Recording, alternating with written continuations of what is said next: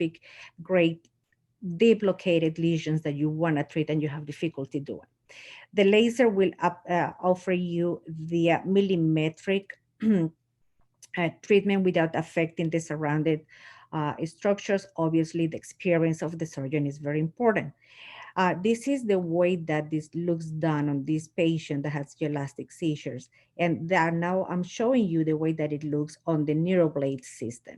We have the experience with both of the systems. And as you see, you start seeing these lines here that is just show you different degrees of temperature that you are getting from the heating to the ablated tissue.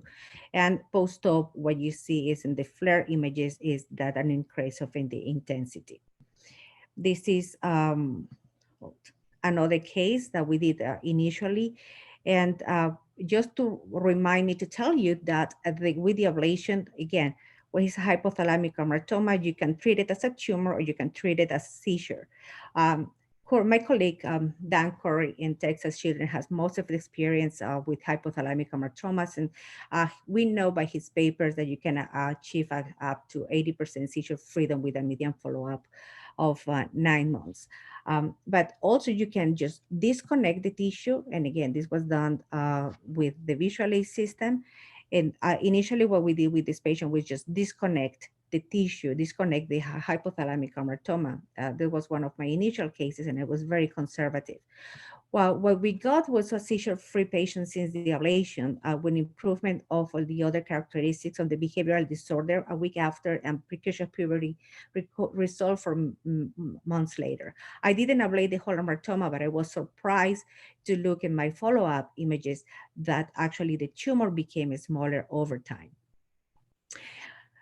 Classical indication for adults is mesial temporal sclerosis. We have some patients that we have also seen the use. The report seizure freedom is more or less similar to when you do open surgery. You introduce the laser. Obviously, you try to do your ablation in a pathway that you're going to be able to ablate the hippocampus. Sometimes if you need to get to the amygdala, you might need to add another laser or come back. But it's important to recall that you can also use, before you do your ablation, you can use also electrodes to figure out how far back you need to go using corticography or oscillatory evaluation, fast oscillation analysis, and you can calculate how far back you need to go with your laser. That's what I do every single surgery. I put the depth electrode and then I measure back with my neurophysiologist, how back do I need to go with my disconnection or with my, my ablation. There is also used for cavernomas technique. We know that cavernomas can present as seizure disorders. McCrane have reported that you can have 80% of control. We are about to publish our series, our first series on pediatric patients, where we have several good results. But with the cavernomas, a lot of people ask me how you do it. The technique changed a little bit. Usually you try to put the laser ablation inside the lesion and then start ablating on that regard.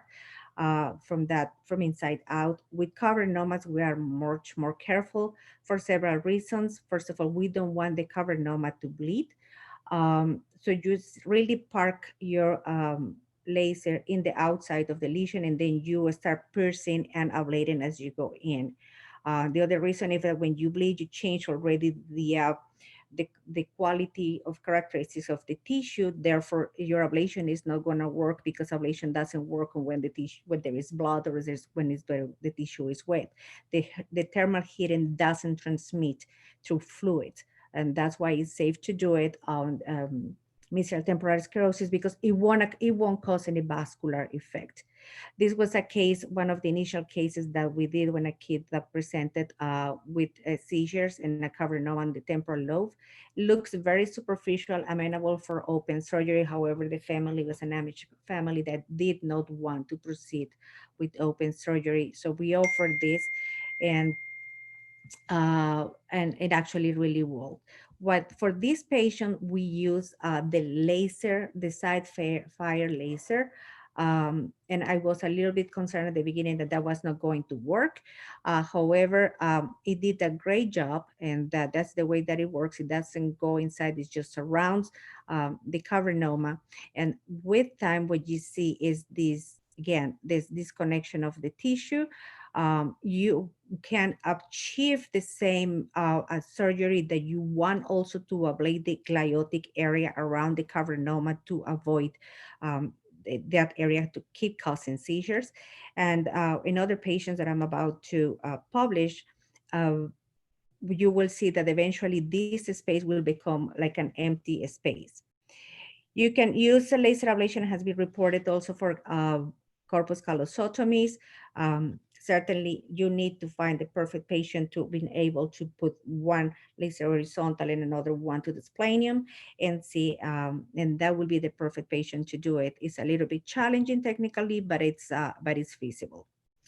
So with sclerosis, when we started to use this, they said, okay, well, we cannot avoid patients to have these multi-stage open procedures that we all know are so cumbersome. And then we started using this with patients in single stage, and then or multiple stages, or even using one single laser or several lasers, depends on what the epileptologists believe that they were the most active tumors on the determined time. So we will use, our protocol says to attack first the tumors that are more active, and then we will make the whole surgical reevaluation 3 or 4 months later and see how the um, rekindling of the brain waves have changed, if the patient had a better seizure control, or we will need to attack the other tumors, and that's how we decided which one next we needed to ablate. All of the patients showing significant improvement, and although we didn't have a perfect neuropsychological follow-up, everyone not only improve on the seizure control, but also on the behavioral control, and we were able to reduce the seizure medications in most of them. And this is the way that it looks. You can put 2 lasers on a single stage, and you can also do several stages. And this was done with the Visualize system. And this is one that we did with the NeuroBlade system on the case of an insular tumor. And this is the result that you look, the way that it looks immediately after. And this is actually an all ablation. So this is how it looks over time, and this is what it looks immediately after on your post-Doppler with contrast. So there is evidence that we can get similar than the surgical outcomes using the MRI lead. However, I believe that we really need to have good training and experience on doing it, like every single new technology. It's fantastic for patients with mesial temporal sclerosis, hypothalamic hamartomas, and cortical dysplasias. Like everything single puzzle in epilepsy surgery, you really need to know what you're doing and what you're disconnected. And as I think has a very beneficial, minimal invasive use on tuberous sclerosis patients and periventricular heterotropias and tumors. Obviously the more that we incorporate new technologies, the more the protocols change and how we do it changes. It depends if you have robots or you don't have robots, stereotactic EEG versus the resources that you have locally. But we have good results with less surgical mortality that are equal to the epilepsy surgery. The limitations, obviously, the first series of big cases are just now going to be published. And as we all know, in epilepsy surgery, you really need to look on what is going to happen in 5-10 years from now in the long term. The other thing is that we need to try to homogenize the standard cognitive quality of life and behavioral results. 2 words about brain tumors. Again, great for great tumors because it's minimal invasive. Family love them because cause minimal disruption. You send the patient the next day. It's repeatable, it's good for benign and malignant lesions. You can coadjuvate that with chemotherapy. It's easy adaptable to the size and shape of the lesion and can be one single procedure or you can come back. Does not affect the Karnofsky and is compatible with other therapies. In pediatrics, it's important that it does not use ionizing radiation, and you can use it also as a palliative treatment. We published this series in 2016 with benign and malignant tumors, and some of them presented as epileptic cases. And what is important is to result that you will see the volumetric diminution of the tumor in about 9 to 17 months. And usually after that, you get a plateau and then you need to reassess. This is the paper that is just came out from the multicentric study where both benign and malignant tumors are involved with good results. Again, there are some complications that need to be taken into consideration, and I think the experience of the surgeon plays a significant role on that, but it's an effective minimally invasive option for tumors. Also has proof, and this is another paper that just recently came out from the consortium, that it can usually, even if the Karnofsky is a little bit affected after the laser ablation, it will actually recover and will remain stable. Again, we are getting data from different parts, from different centers. The tissue damage, it's more that I will say tissue dependent and not like tumor dependent. And you will see how the same tumors will react, the ablation will react differently. And the technological limitations from the software, we are little by little working by that, but it's important for the neurosurgeon to have in mind that there is a delay of 8 seconds that you are not seeing, you're blind when you're doing the ablation, and the volumetric data and the 3D, 4D images, you still need, even though with improvements, you still need to have a good idea of what you're doing and what your risk are of not ablating the area. Even though there is 1 millimeter error, you want to have that all the time in taking into account, because you don't want to have ablation of the adjacent tissue. The future directions, I wrote this slide some years ago, but where you see the smiles are areas where we already are working on for thinner calvariums, developing nice bolts for pediatrics. Now we have the ROSA, we have several robots that we are using, and we are using, trying to homogenize the clinical protocol with multicentric centers to make this more pediatric friendly. And in conclusion, this is a great minimal invasive option for pediatric epilepsy or for pediatric brain tumors. And as the technology keeps advancing and we keep incorporating more and more technologies, we keep learning and we keep applying this to more pathologies. Thank you very much. Thank you, Dr. Zulma.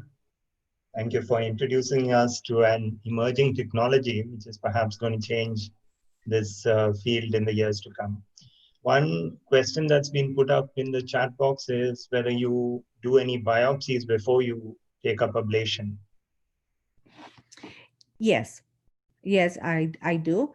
In the case, if the case is an epilepsy surgery, probably we will do first is to put a DEP electrode and look at the high frequency oscillation analysis, and then I will take the biopsy, and then I will ablate. So it's multiple surgeries, is it? It's the same procedure. It's the same surgical time, but you do that on that order. That way, you don't alter what you're seeing. So you do you look at the waist first. That way, you don't alter the anatomy. Then you take the biopsy. Then you ablate. Do you have any size limitation to what you can ablate? Like, do you have, suppose there's a larger lesion, does ablating that cause more edema and more problems? No, with time, initially you said, you cannot go further than 3 centimeters. I have learned with time that you can actually ablate bigger lesions, but again, you need to control your ablation. You go, it's when I say it's slow, and just increase the temperature little by little, and then you can get bigger areas. Obviously, you don't want to over ablate, have lesions more than 6 centimeters or something like that, because that certainly, just by the minimal edema you can create a mass effect. Thank you. Thank you. So I think we are running out of time. So I'll request everybody to put up their questions, both for Dr. Maras as well as Dr. Zulma in the chat box, and I'll request the speakers to answer them in the chat box. Thank you. And finally, let me invite Professor Rutka to deliver the last lecture of this session. Professor Rutka, of course, needs no introduction. He's as you all know, he's a chair of surgery at the University of Toronto, and genetics is one of his research in genetics is one of his passions. And he's going to talk about how neurosurgeons need to know something about this. Professor Rutka, over to you. Thank you, Shibu, and thanks also to George and to Naren for organizing this particular session. It's a real pleasure to take part and to hear the presentations that preceded me. So the background to this particular lecture was I had been asked to provide a presentation for neurosurgeons, a practical guide, if you will, and I couldn't find good information on this topic, the genetics of epilepsy, for the neurosurgeon. So I actually had a lot of fun putting this talk together, and I hope you'll appreciate how it is targeted for the neurosurgeon. I have nothing to disclose for this presentation. This is a malformation of the brain. I think many of you will recognize this as polymicrogyria, but as you heard about this morning from a number of presentations, the whole field of epilepsy surgery for the pediatric neurosurgeon is extremely interesting and, of course, diverse, as is illustrated here by the number of different lesions that can cause epilepsy in the brain. In terms of the classification of genetic disorders, I'll just take you back to your first year of university and to discuss first single gene disorders. These are mutations in single genes that can cause disturbances such as epilepsy. But there are also multifactorial diseases where there's a combination of the way that the genes and the environment interact. There are chromosomal disorders that can cause epilepsy. And then finally, I'll allude to very briefly mitochondrial disorders and epigenetic changes that can cause epilepsy. There are a variety of single gene epilepsy syndromes, and I've written down a lot of them here. I'm not going to discuss these because they fall, in my opinion, in the domain primarily of the pediatric neurologist. However, I'll just say a few words about this one, familial temporal lobe epilepsy, because time to time, these particular children will require surgery. So here's this particular disorder, generalized epilepsy with febrile seizures, localized to chromosome 19q13. It's thought to affect the voltage-gated sodium channel, and it will present with temporal lobe epilepsy alone in many instances. And these children have been shown to benefit from classic temporal lobectomy, as you heard from Dr. Lowe earlier this morning. Now, other single gene disorders that can manifest as epilepsy are listed here. And these, I think, neurosurgeons are familiar with for the most part, but I'll be concentrating on tuberous sclerosis, which you can see the image to the right, Sturge-Weber syndrome, about which we heard already a little bit this morning, and then Megalencephaly and Hemimegalencephaly. So just a few moments about tuberous sclerosis. This really does fall into the realm of the pediatric neurosurgeon. There are many instances where we're asked to look after children who have tuberous sclerosis and epilepsy, and the whole gamut of therapy that you heard about this morning and this afternoon is available for these patients. So 90% will have seizures, as you see here. Often they're young children, less than 2 years. Infantile spasms can be an early manifestation, and many of these children are refractory to all our attempts with anti-epileptics. So surgeries can be tuberectomy, lobar and multilobar resections, callosotomy, hemispherectomy, and vagus nerve stimulation. Here's a child on whom we operated at Sick Kids who required invasive monitoring. And we've done a whole host now of invasive monitoring for kids with TS. And I would say that typically we're performing multilobar resections. Occasionally, we'll be doing tuberectomies. But these children have very complicated networks, and sometimes you need to work them out just like this with invasive subdural grid monitoring or stereo EEG, about which you heard earlier today. In terms of those factors that can predict seizure outcome in children with TS and undergoing epilepsy surgery, one of our studies showed that if children do not have generalized epilepsy with TS, if they have mild developmental delay, if they have unifocal EEG and a concordant EEG and MRI, and sometimes other studies like MEG, those children typically will do better after surgery for epilepsy in children with TS. You're all familiar with this, I'm sure. The genes that are involved in tuberous sclerosis are listed here. So TS1 and TSC2, encoding for the protein hamartin and tuberin. You can see that if it's primarily hamartin, this is a worse phenotype than if it's tuberin, which has a better overall phenotype. And here's the pathway, just so you can see it. So here's TSC1, TSC2, and you can actually see here that it funnels down through this signaling pathway called REB to lead to the mammalian target of rapamycin. And rapamycin can be a very good inhibitor for these particular lesions. And I'll show you some slides subsequently that demonstrate how it can be helpful, not only in seizures, but also, of course, for subependymal giant cell astrocytomas. So here's the data that first came out over a decade ago that suggested that rapamycin might be useful in tuberous sclerosis to prevent epilepsy.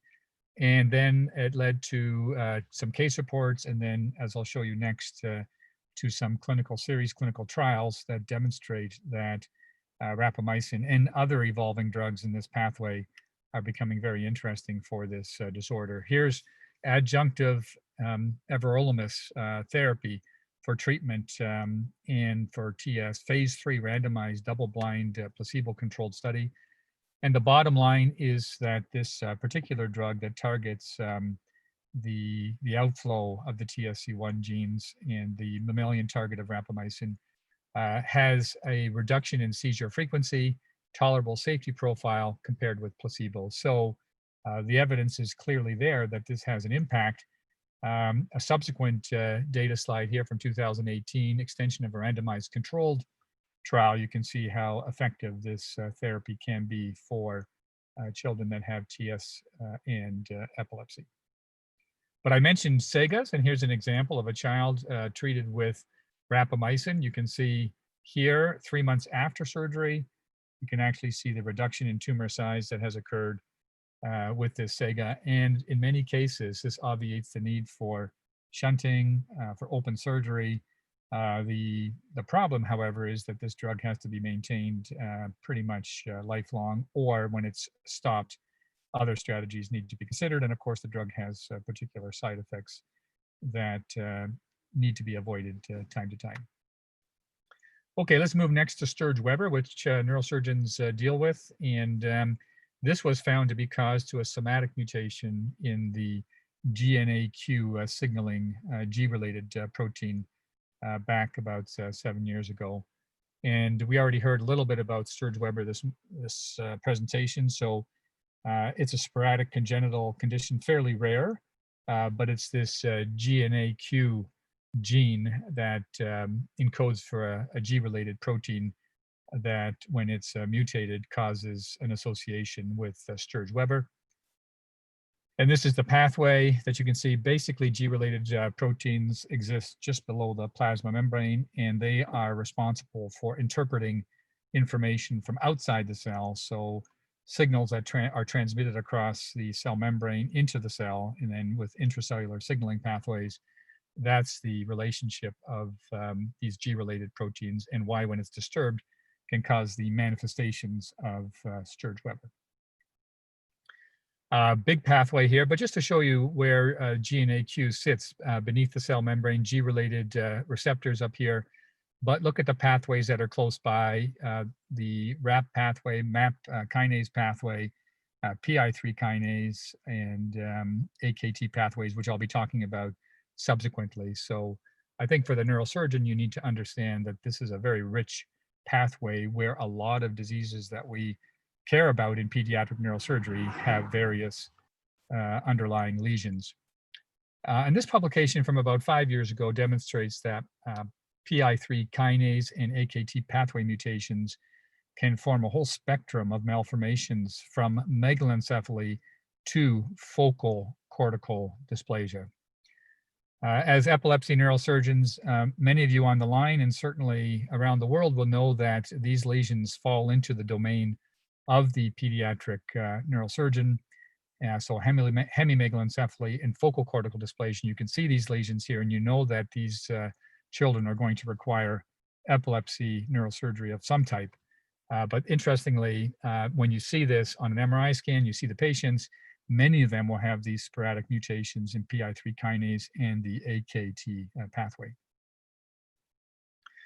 So kind of putting it together, looking at the various rings here, the red rings here demonstrate where megalencephaly, hemimegalencephaly, focal cortical dysplasia, all the pathway elements that may be mutated for these neurosurgical conditions, this is where they exist in this signaling pathway that I'm highlighting for you here, and they're becoming increasingly more important. And as we are doing more genetic analyses, both looking at germline mutations, that is,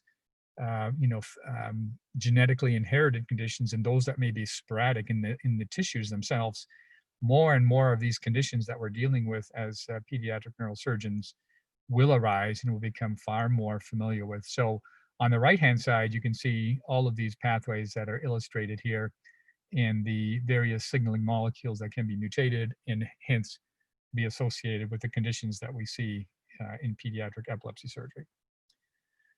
Okay, so what are some of the potential therapeutic implications?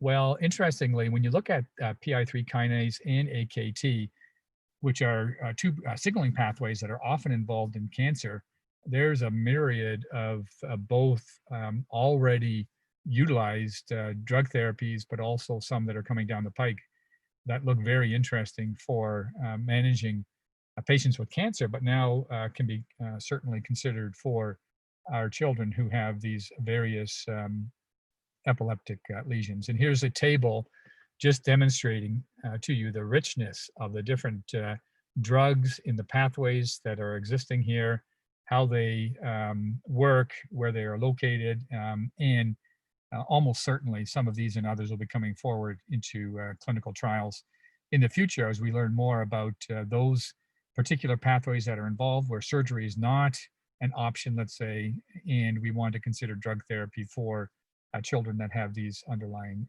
conditions. Okay, then there's familial focal epilepsy with variable foci. You can see here, it's recently described syndrome.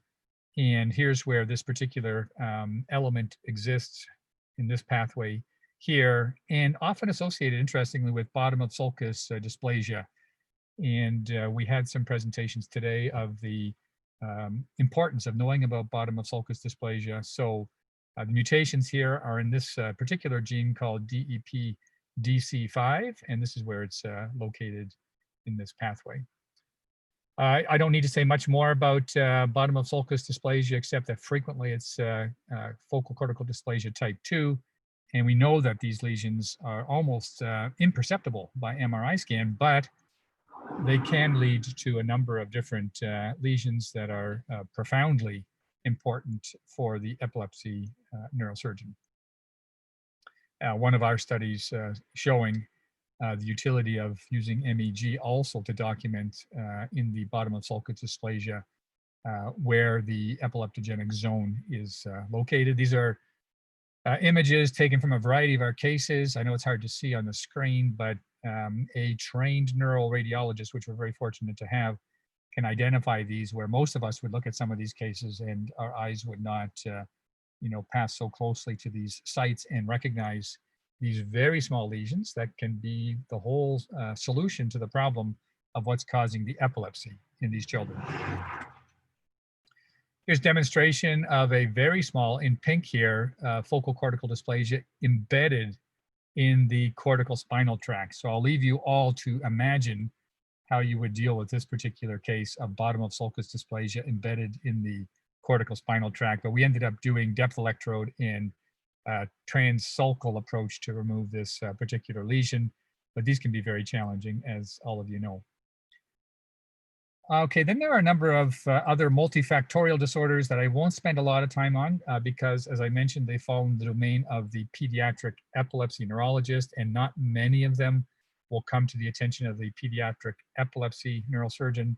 And I'm listing them here. I won't read them to you, but just to say that at our center, and I know centers around the world now are testing children now as part of the workup for epilepsy, what the genetic arrays look like in children. And when I see a child who has an underlying epilepsy that's associated with a genetic disturbance, and it looks like it could be a diffuse type of epilepsy, and even if we have localizing data, it's been my impression, my opinion, that those children don't fare as well after surgery as those that don't have an underlying germline related epilepsy syndrome. These particular disorders are multifactorial, so a combination of genes plus the environment as shown here. But again, these will be largely the domain of the pediatric epilepsy neurologist. And then just to wrap things up, chromosomal disorders as listed here, we see children that have these particular conditions not infrequently, very rarely coming to epilepsy neurosurgery. Mitochondrial disorders can also cause epilepsy, again, rarely associated with epilepsy surgery. But we're learning more about polymicrogyria now in the molecular implications of it. So it turns out that polymicrogyria and related conditions are part of a spectrum of conditions known as tubulinopathies. And these are the underlying cause of what relates to the brain disturbance that you see on the MRI. So when you see polymicrogyria, lissencephaly, pachygyria, think about this, think about tubulinopathies. So all of you are very familiar with the way these brains look, lissencephaly looking like this. Here's central pachygyria. You can see the central region that's largely overgrown and malformed.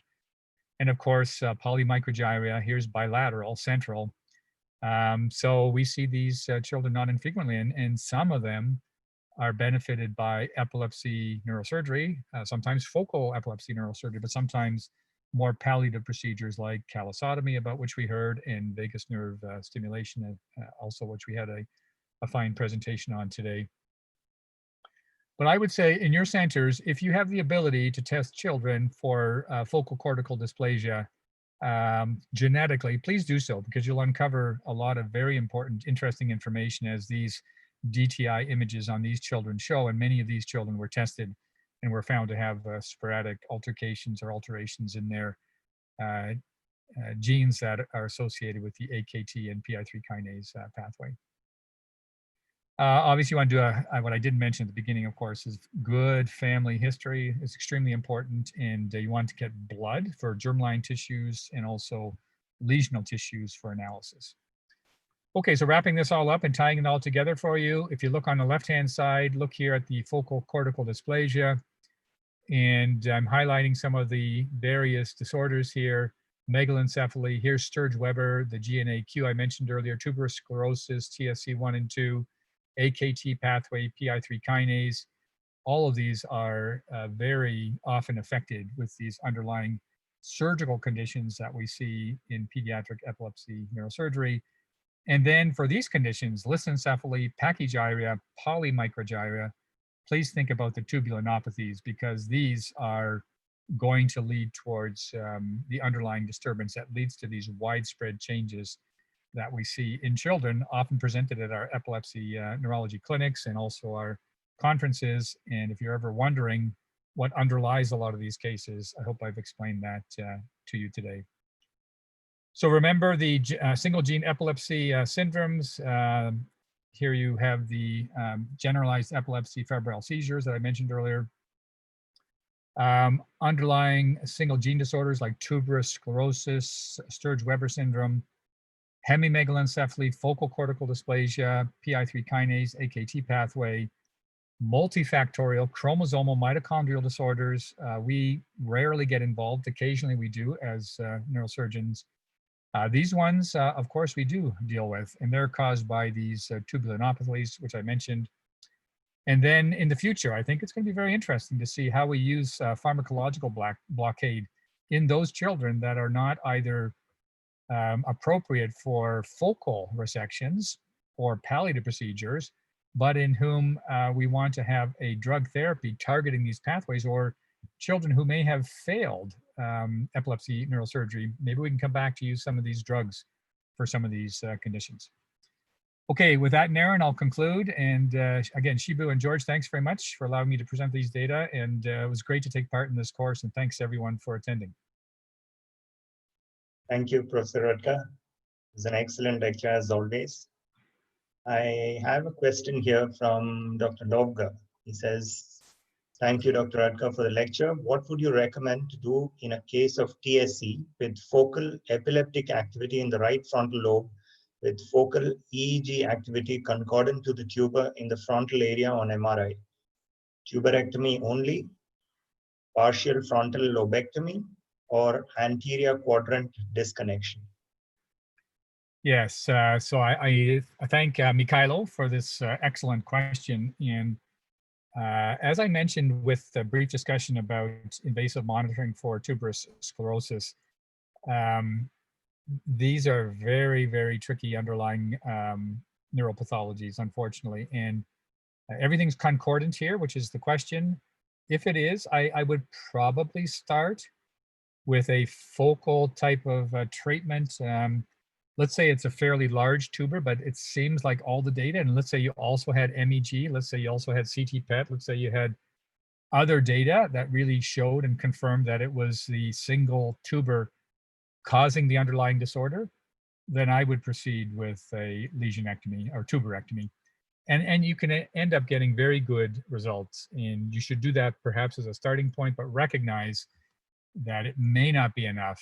And what might happen subsequently is you might get a failure. If you do, what do you do about that? I would say that if the child initially is quite well neurologically intact, then and is not developmentally delayed and has a single lesion, as I mentioned earlier with our data, it seems like those children do quite well with focal resections. And you can start there, and you can always come back and explore afterwards with SEEG or invasive monitoring subsequently if there are multiple tubers that appear subsequent, or if the pathway looks more complicated. Thank you. I think with that, we'll need to come to the end of this excellent session. I'd like to thank all the speakers for their contributions. And Naren, thank you. I think we can end this session. Thank you very much, Dr. Shibipule. Thank you very much, Dr. George Jalo. That's a fantastic session we had. Thank you very much to all the speakers. I appreciate that excellent talks, and but also taking time out on Sunday to teach all of us. It has been running around 210 on our webinar, as well as on for the last 3 lectures on the YouTube. Also been lots of people keen to learn. Thank you very much. And we will come to our 2 things in terms of housekeeping. At the end of the next session, which will be the last session, there will be the link to the feedback form will be distributed. According to the Royal College of Pediatrics and Child Health, which are approving our CPD, the forms have to be filled for the CPDs. And then we'll start the next session in 10 minutes. So you have got some time to stretch your leg or run for a 2-mile run and come back. Thanks a lot. Cheers. Thank you.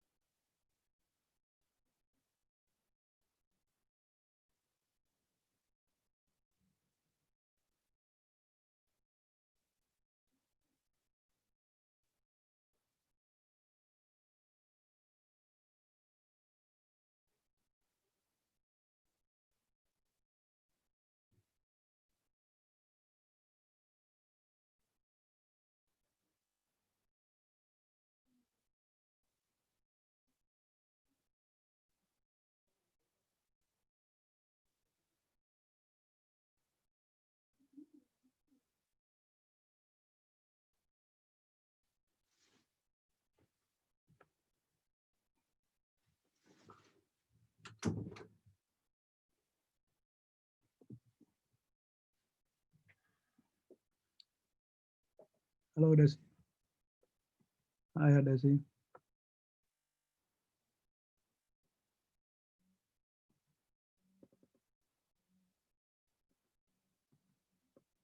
Hello, Desi. Hi, Naren. How are you? I'm good. I'm good. Enjoying? Okay. Yeah. So who's introducing whom? So I will introduce you. So you are introducing the ones. You are going to introduce Girish and Dr. Jalo, and Dr. Boop is going to introduce Professor Groton Hughes. Sorry, you are going to introduce Girish and Dr. Jalo. Dr. Boop is going to introduce Professor Groton Hughes, Dr. Wisoff, and Dr. Smith.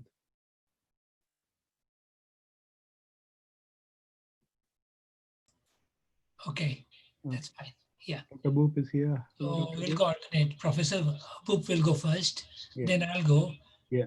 And Professor Boop. And then I'm here. Yeah. Hi, Professor. How are you? I'm doing well. How are you? I'm good. I'm good. Thank you. Yeah, the hard part, Naren, is keeping everyone on time, but you've done a great job with that. Thank you. Thank you very much. Well, quite well. It's not easy. I'm there. Yeah, good to see you. We'll see with Great seeing you, Rick, like yesterday. Yeah. Right.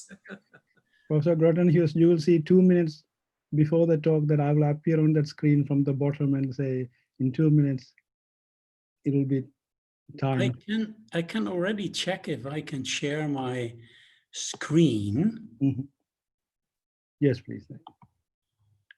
And I then was, see. I was saying, Dr. Boop, when I ran the other courses, it was on average 2 to 3 hours we went overtime, but that was nice. Then we went for a dinner at somewhere nice, stayed late. But the problem with this electronic thing is that we can't go out for dinner, you see. Can you actually see it now, Naren? Yes, I can see it. Okay. I don't know if I can have, and this? Yes, I can see it. Okay, that's good. Fantastic. Okay. Oh, that's perfect. That's great. Excellent. How are you, Dr. Boop? How are you, sir? I'm doing well. It's a beautiful day here in Memphis. Is it? Same here. It's amazing, sunny, and end of let's say the high 70s. So amazing. Yeah, beautiful. Yeah. And what do you call, so you're all set for in 3 minutes. Great. Okay, perfect.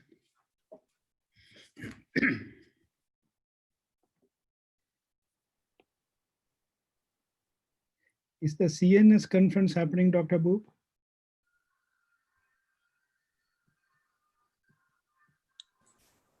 Sorry. Sorry, what's that? Is the CNS conference happening? So far, they say it is. We'll see at the last minute. But Same with ENS Congress in Belgrade, end of October.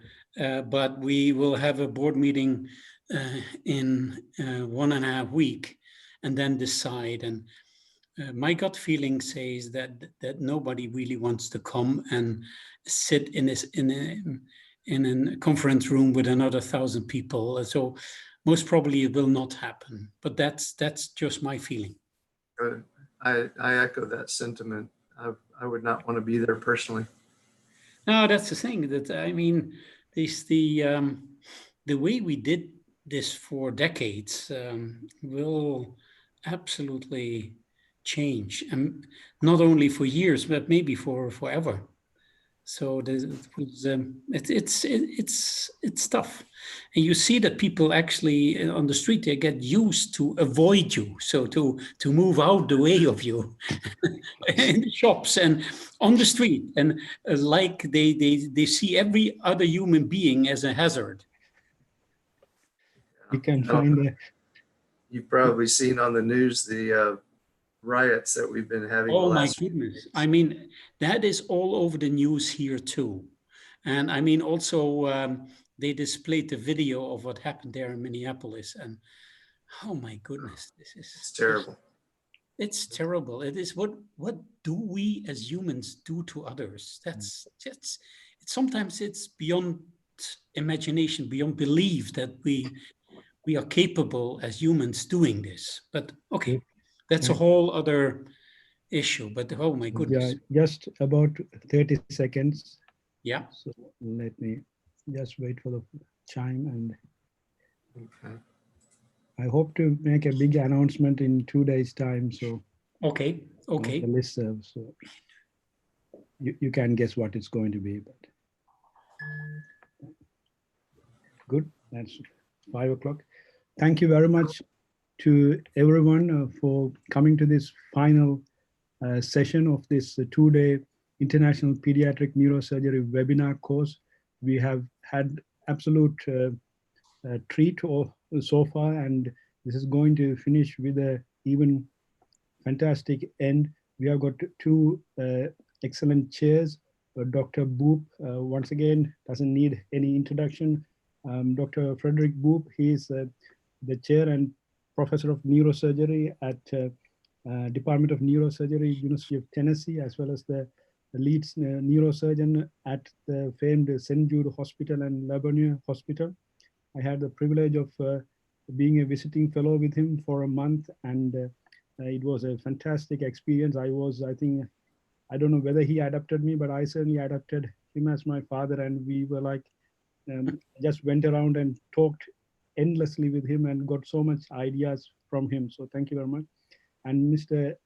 Desi Rodriguez, he is my senior colleague. We are consultants, but he is my mentor, who has been my mentor at Birmingham with my craniofacial surgery. So I'm very grateful to him. So these are the 2 chairs, and so I will just pass on to Dr. Boop for the session. Thank you, Dr. Boop. Yes. Well, in the interest of time, I'll be brief, but I would also mention that Naren is quite a good cook, and it was a pleasure having him fix meals for me while he was here. I'd like to introduce Andre Grotenhuis, who's a professor emeritus at the Radboud University in Nijmegen, the Netherlands. He's going to talk with us today about tumors of the 3rd and lateral ventricles. I think all of us know him and respect him. Former president of EANS and known as a beautiful lecturer around the world. Andre. Thank you, Rick, for this nice introduction, and thank you, Naren and Girish and all the colleagues at the Birmingham Paediatric Neurosurgery Department for organizing such an amazing webinar over 2 days' time. From what I have been able to listen to were excellent lectures, and I think that people who really have attended this, they had a complete update on the state of the art in pediatric neurosurgery. So that is really great. Naren, you asked me to address the topic of tumors of the 3rd and lateral ventricles. So if we look to that, we see these are rare lesions. We don't see them very often. On the other hand, these are usually young patients. And it is indeed more frequent in children if you compare it to adults, but also in the adults, it is usually more the younger generation that gets it. And another interesting fact is that many of these intraventricular lesions are benign. So that's a surgical disease. Another topic is the fact that these tumors can grow in this extensible cavity. And that means that they can reach quite a large size before they even will be diagnosed. I remember that in Malaga in 2017, I showed that case when I just had done that. That's an 8-year-old girl with a huge lesion of, it was 9 by 9 by 6 centimeters. It is not only because of the size, but also the high vascularization of that tumor that just gives you a surgical challenge. That was actually just a papilloma. it's not a standard papilloma, but this was a chorus plexus papilloma. The thing is that if you have to approach tumors in the lateral and third ventricles, for many area, they are overlaid by brain tissue. So we need a kind of brain incision. And if we approach them, that is challenging. And sometimes, even more often than not, we need some complex trajectories to minimize the risk of the approach and to still be able to remove these lesions.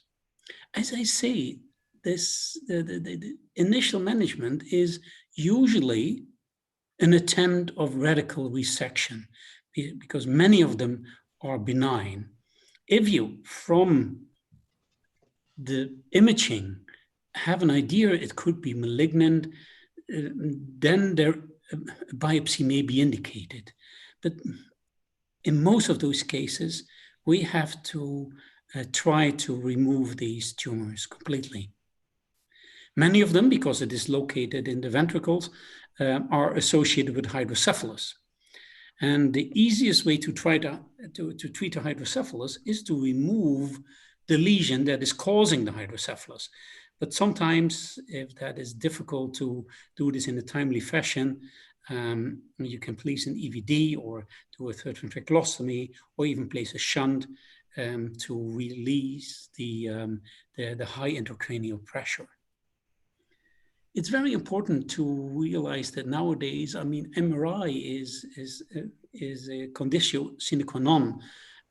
It gives you all the possibilities, and think of also in children of functional MRI, but also MR angiography, neuronavigation, certainly also endoscopy, but many of us don't really think of intraoperative ultrasonography, but especially inside the ventricles, this gives you real-time information of the lesion itself.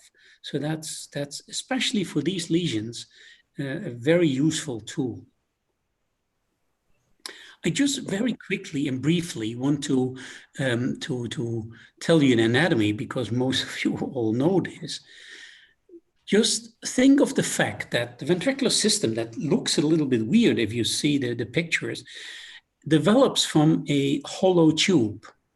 And that form that it reaches is because of turning movements, turning of the brain, movement, developing of the brain itself. And that you can see here that it is a kind of circle. So by the expanding supratentorial part of the brain, the mass and also the temporal mass moves like a circle around it. But that does not move the central parts. So the third and fourth ventricle and the aqueduct, they more or less stay in place. That's important to realize. What's also important to realize is that because of this turning movement, you see that the openings that are still there, you have the thin septum pellucidum, but especially the choroidal fissure is following the inner contour of the ventricle. And that means it folds itself, it turns around the striatum. And that is important for us as surgeons, because both from the temporal and the atrial part and the body of the ventricle and the around the foramen, this is the area we can approach, we can dissect through without damaging any brain structures. So everyone knows this ventricular system, and just remind yourself, this is and has been developed out of a hollow tube, and it reflects the movement and the development of the brain. If we look to the lateral ventricles, the frontal horn has no choroid plexus. It is in front of the foramen of Monroe. It's about 5 to 6 centimeters.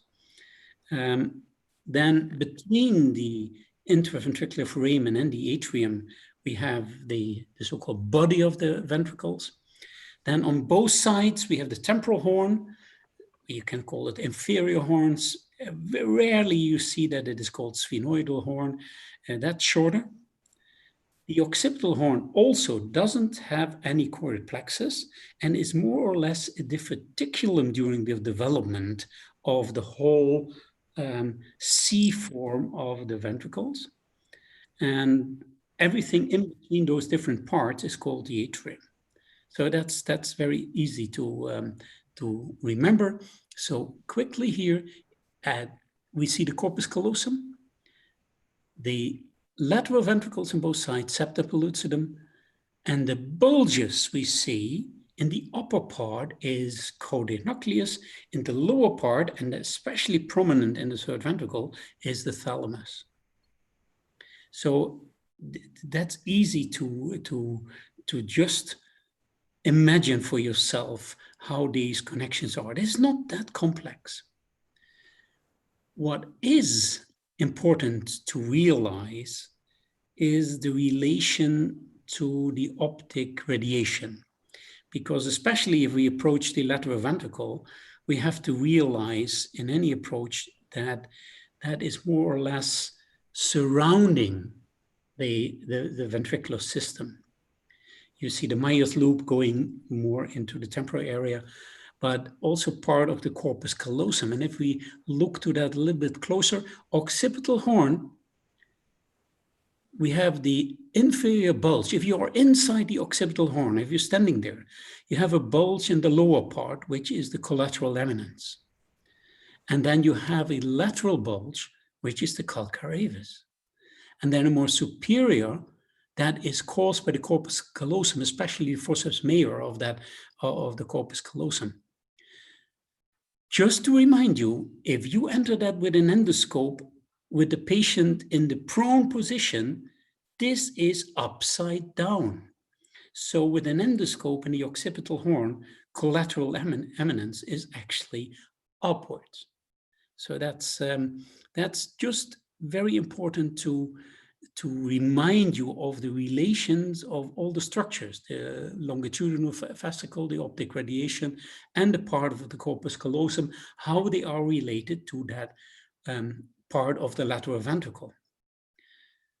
Same more, and that was nicely already displayed in the whole session on epilepsy. That's why I can quickly skip that, the relation in the temporal horn and the hippocampus that you are aware of if you enter that, and especially if you want to approach it from the lateral side, how difficult that is.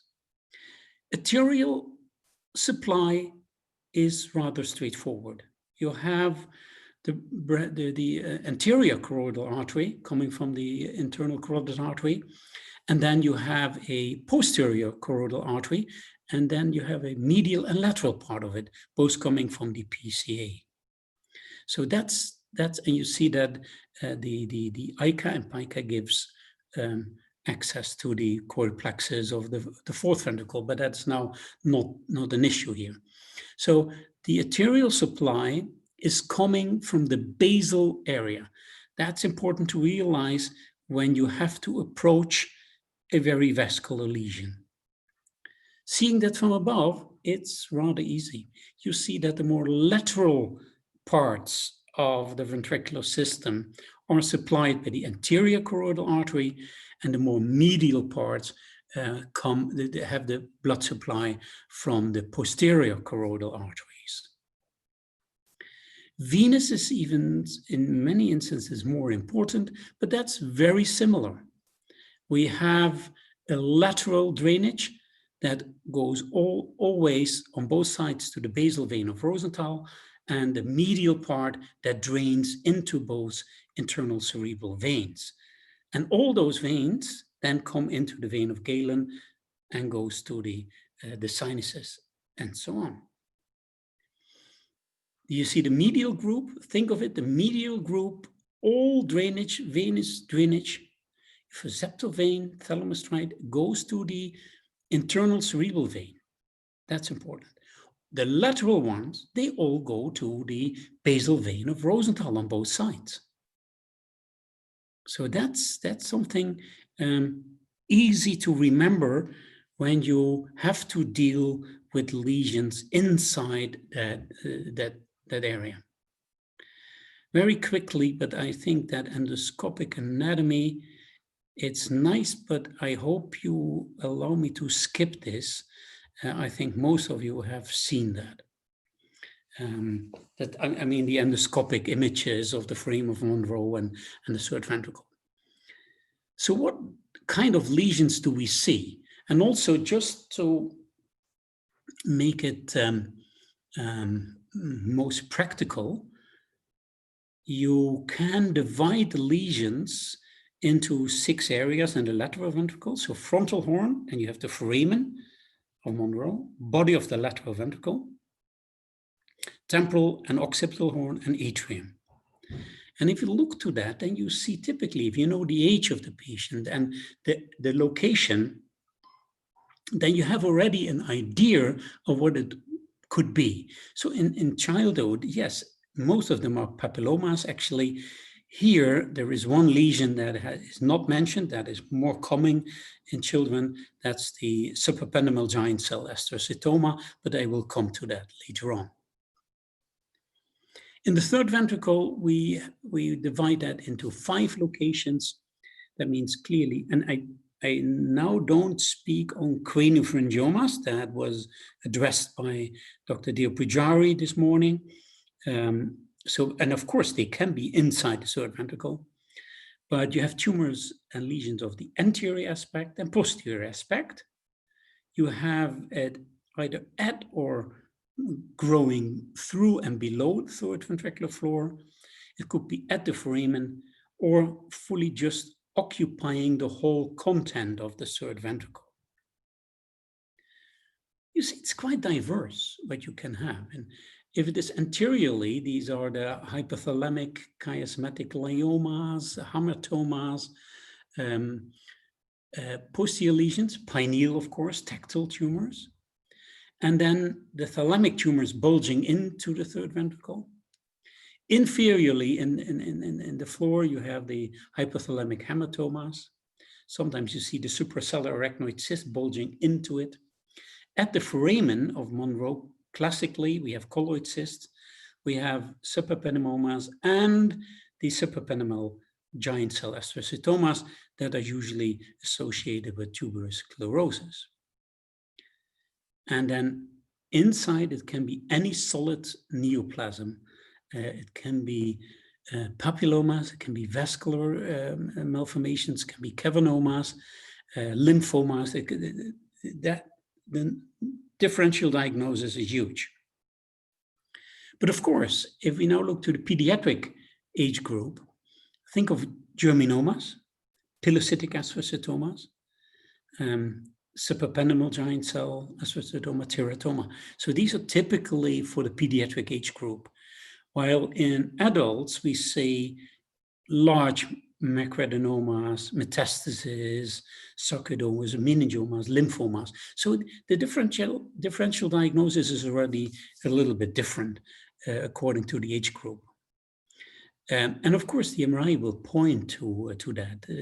You see the details. It is so important to study this very carefully. These in the upper parts are typical subependymal giant cell astrocytomas. Here we have a pineal lesion. This is actually meningioma, a teratoma, and this so you have different possibilities. Just to remind you, because I'm much involved in colloid cysts, but it's not always a colloid cyst if you see this here.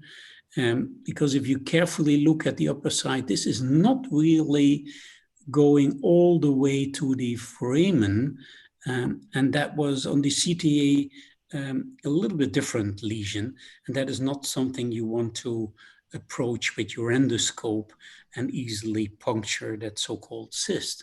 So diagnostic is very important. Pilocytic astrocytomas, all of them, they are diverse, but always thinking that in pediatric age group, we see a number of pilocytic astrocytomas. And then in the posterior part, based upon the MRI scan, it is extremely difficult to really differentiate between all the different diagnoses. As you can see here, all these could be germinomas. Well, of course, if you see a second lesion like here, then it's quite obvious. But pinocytomas, teratomas, choriocarcinomas, they can all look very similar. So surgery is needed to establish diagnosis here. So how do we approach lesions in the lateral ventricles? Anteriorly, it's interhemispheric transcallosal or anterior frontal cortical, transcortical approach. Posteriorly, similar paramedial parietal or interhemispherical. Inferior is through the temporal area, and in the third ventricle, we can have either going through the foramen, extended through the choroidal fissure, or splitting the fornicus, but personally, I'm not in favor of that one. Posterior approaches, similar sub and transcallosal approaches, occipital transitorial and suboccipital supracerebellar. Inferiorly, these are the approaches through the lamina terminalis, and that could be subfrontal or frontolateral or pterional. So how do we select approach? First of all, we want to not add any morbidity, but we need good visualization of the tumor, so that depends on the size and the exact location. Think of the feeding vessels, and therefore I mentioned that part of the anatomy.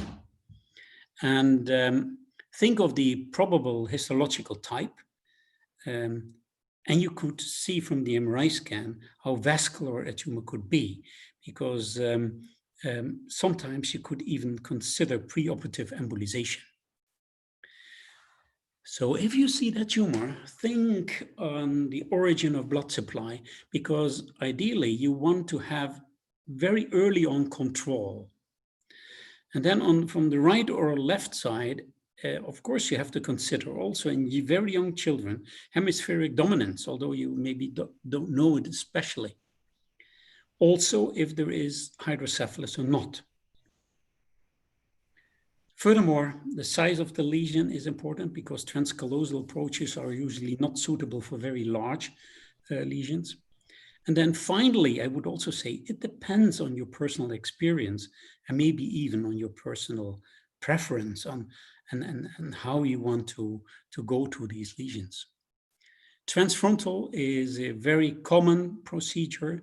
So this is a small incision, small bone flap, typically actually like the ETV approach. We would start with the right-sided approach if that is the non-dominant. And always think of it, if you find, even before you open the dura, that the brain is tense or swollen, place a ventriculostomy. And that's important. This approach is through the middle frontal gyrus. That's easy to find. And of course, nowadays with image guidance, that should be not difficult to help you get into that area. I will quickly, if that works, let me see if we can. This is a plexus papilloma of the third ventricle that bulges into both foramen of Monroe. So this was a transfrontal approach, you see choroid plexus, and it's good to have an opening of the septum pellucidum very early on, because then you can control both sides of the foramen of Monroe. If you see that this is a classical image of a plexus papilloma, let's speed it up a little bit. It's about reduction and coagulation and looking for the vascular supply. So first shrinkage, because then you can handle the tumor more easily. But you know that the supply from the third ventricular papilloma will come from the roof of the third ventricle. So there is where you will first go and find the vascularization, shrinkage, coagulation, and then slowly again and again and again. You see already that the color is changing, it is shrinking, and then we can move it all around. Oh, that was not very clever. Yep. So finally, because there is one point I want to tell you on this video here. This was a huge hydrocephalus. And the difficulty, well, of course, you check afterwards. I can only tell you, this is here, septal vein. Always check the aqueduct. That's the only thing. Even a little blood clot will, there you have it already, can block it and give you trouble later on. So also the anterior part. So you fill it up as much as possible. Still, it is, even if you have heads up, so this is really flexed head and elevated table, it is extremely difficult to get all the air out. It was amazing. If you see the pneumocephalus, nevertheless, the kid did amazingly well. But that's, you can see here with the wide foramen, a complete resection. Advantage is, of course, that you can, well, it's suitable for large tumors if you have this approach. Inevitably, we have to traverse white matter and brain to enter the ventricle. The opposite side is not always easy to see. And yes, let's not forget that there are some complications, and at least in the literature, you see transient mutism, epilepsy, hemiparesis, and also short-term memory disturbances. So it's certainly not without risk. Occipital transentorial approach is something that not many people do. Most prefer the supracerebellar and a subtentorial approach. If I do that, I prefer a straight incision and not make a scalp incision. It's a small bone flap, and you don't need to retract the occipital lobe very much, and you will see that after opening the dura, it falls down, and you don't need any retraction. Let's see that case. Now here a little bit earlier. This is a 14-year-old female with a pineal lesion, pineal tumor. It's a straight incision, just a little bit off the midline. And of course, you only can do that with navigation. It's milky. You see the typical milky arachnoid here. And I go a little bit ahead. There you already see the lesion, the tumor. And here you see now that we don't have the retractor inside anymore. The brain just falls away because of the positioning here. Dissecting this is microsurgery. And then getting the lower part from the tactile plate and gradually dissected into there is the third ventricle. Time is running fast, so I move this on a little bit further, but you can see after removal, this is the lesion that we have now resected completely there.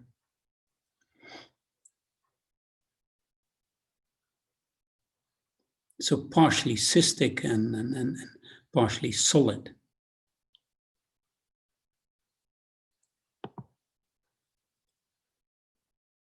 And this is a small, what we call thumb size craniotomy.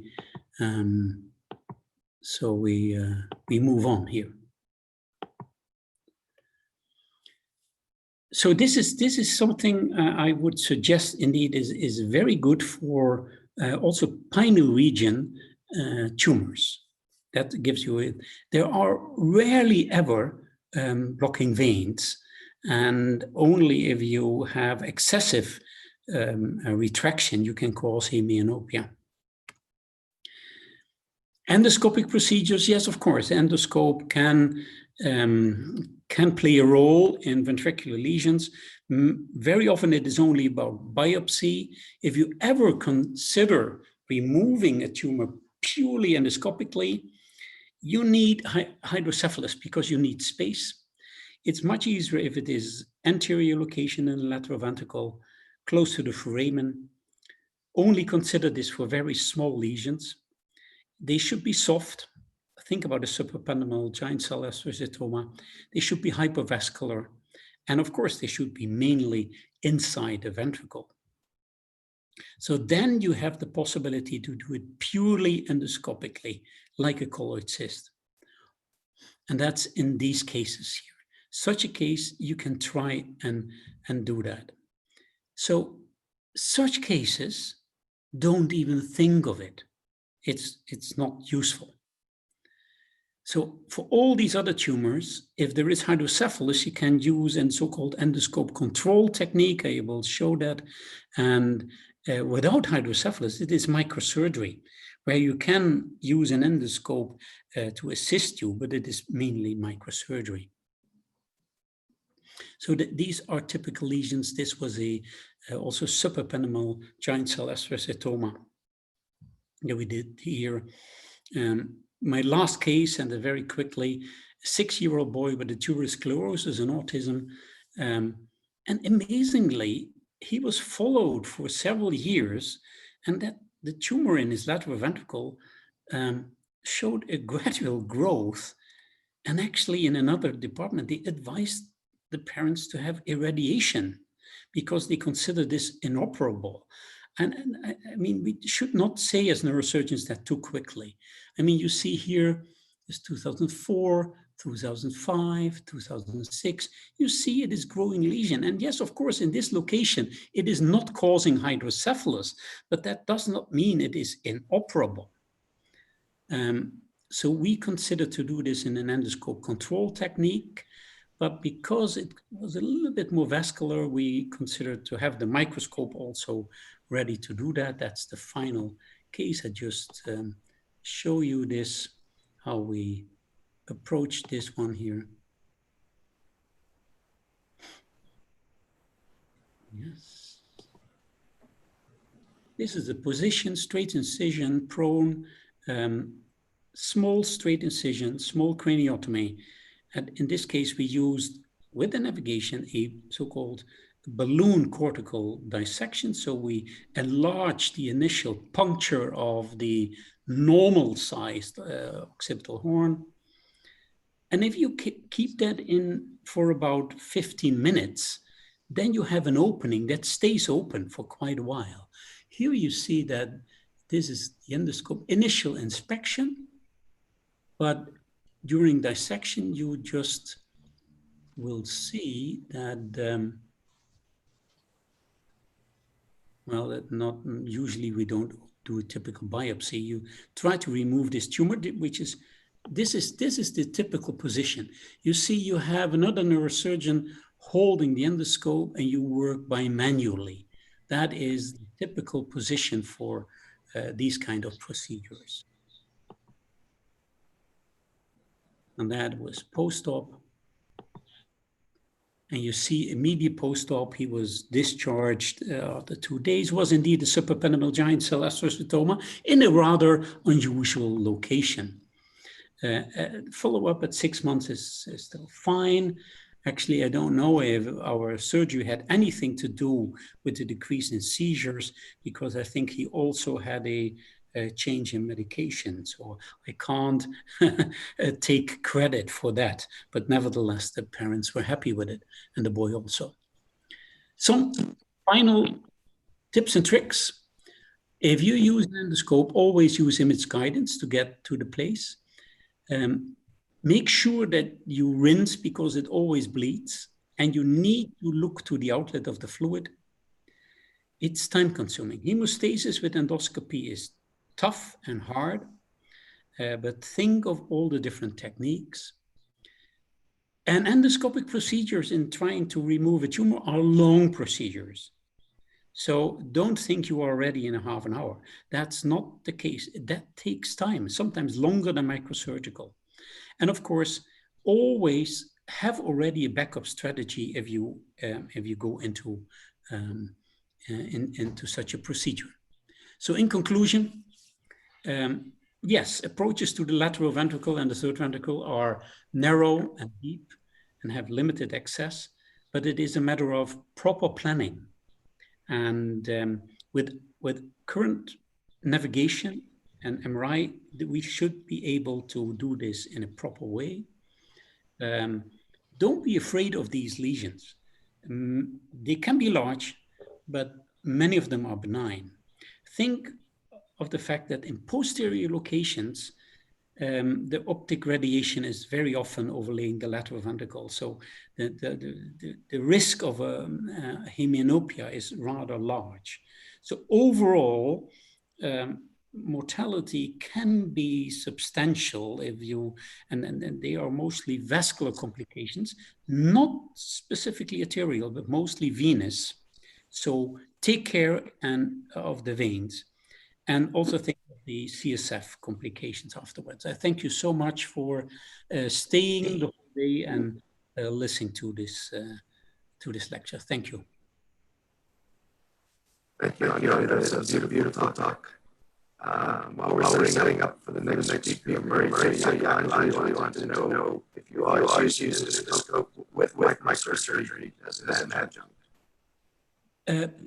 There was a kind of echo, Rick. I couldn't fully understand the question. Murray, I usually ask if you use the endoscope always when you do microsurgery. Oh, well, when it is near the frame of Monroe and has caused already hydrocephalus, I start with an endoscope. These are usually soft tumors and not very vascular. So yes, I would, for the suprapenile giant cell astrocytomas, I would first use endoscopy. But to be very honest, I tell the parents of the kid that I will remove the tumor. I start with the endoscope, but I have no hesitation to move in the microscope to end it if there is any difficulty. If I think this will take too long, this is jeopardizing, let's say the fornix or anything, then I would through the same approach. Actually, I don't change anything. I make small craniotomies, not burr holes. Small craniotomies, small flap, and then take the endoscope, and I can just take small retractors inside and then go with the microscope. So, but initially I would go for the endoscope. Thank you. But we should move on in the interest of time. That was a beautiful lecture. Okay. Okay, friends. The next speaker is a well-known speaker to most of you and does not really need any introduction. To me, he has been a dear friend right from my medical school days in Goa. He now works as a senior consultant at Birmingham Children's Hospital and is a very supportive colleague. He is also the president of the British Paediatric Neurosurgical Society and the training director for neurosurgical training in the West Midlands. I have the distinct pleasure of inviting Mr. Girish Solanki to speak to us about Chiari and its management, a topic which is very close to his heart. Over to you, Girish. Thank you, Desi. You make me blush with your introduction. Can you hear me all right?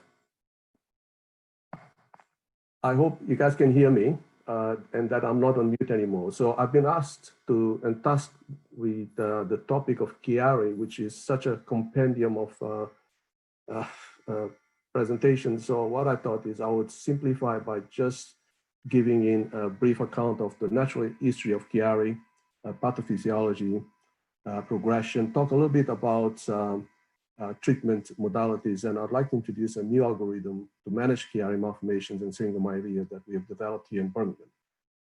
Before I start, oh, I think this thing is frozen. Let me just see. Yeah, before I start, I just want to give credit to the giants on whose shoulder we have all stood to do this work, starting with Tony Hockley, who initially provided us with the simple solution for posterior calvarial release in children with cranial synostosis, which we then expanded to include in the patients that by serendipity we discovered was also helping them relieve their hindbrain hernias.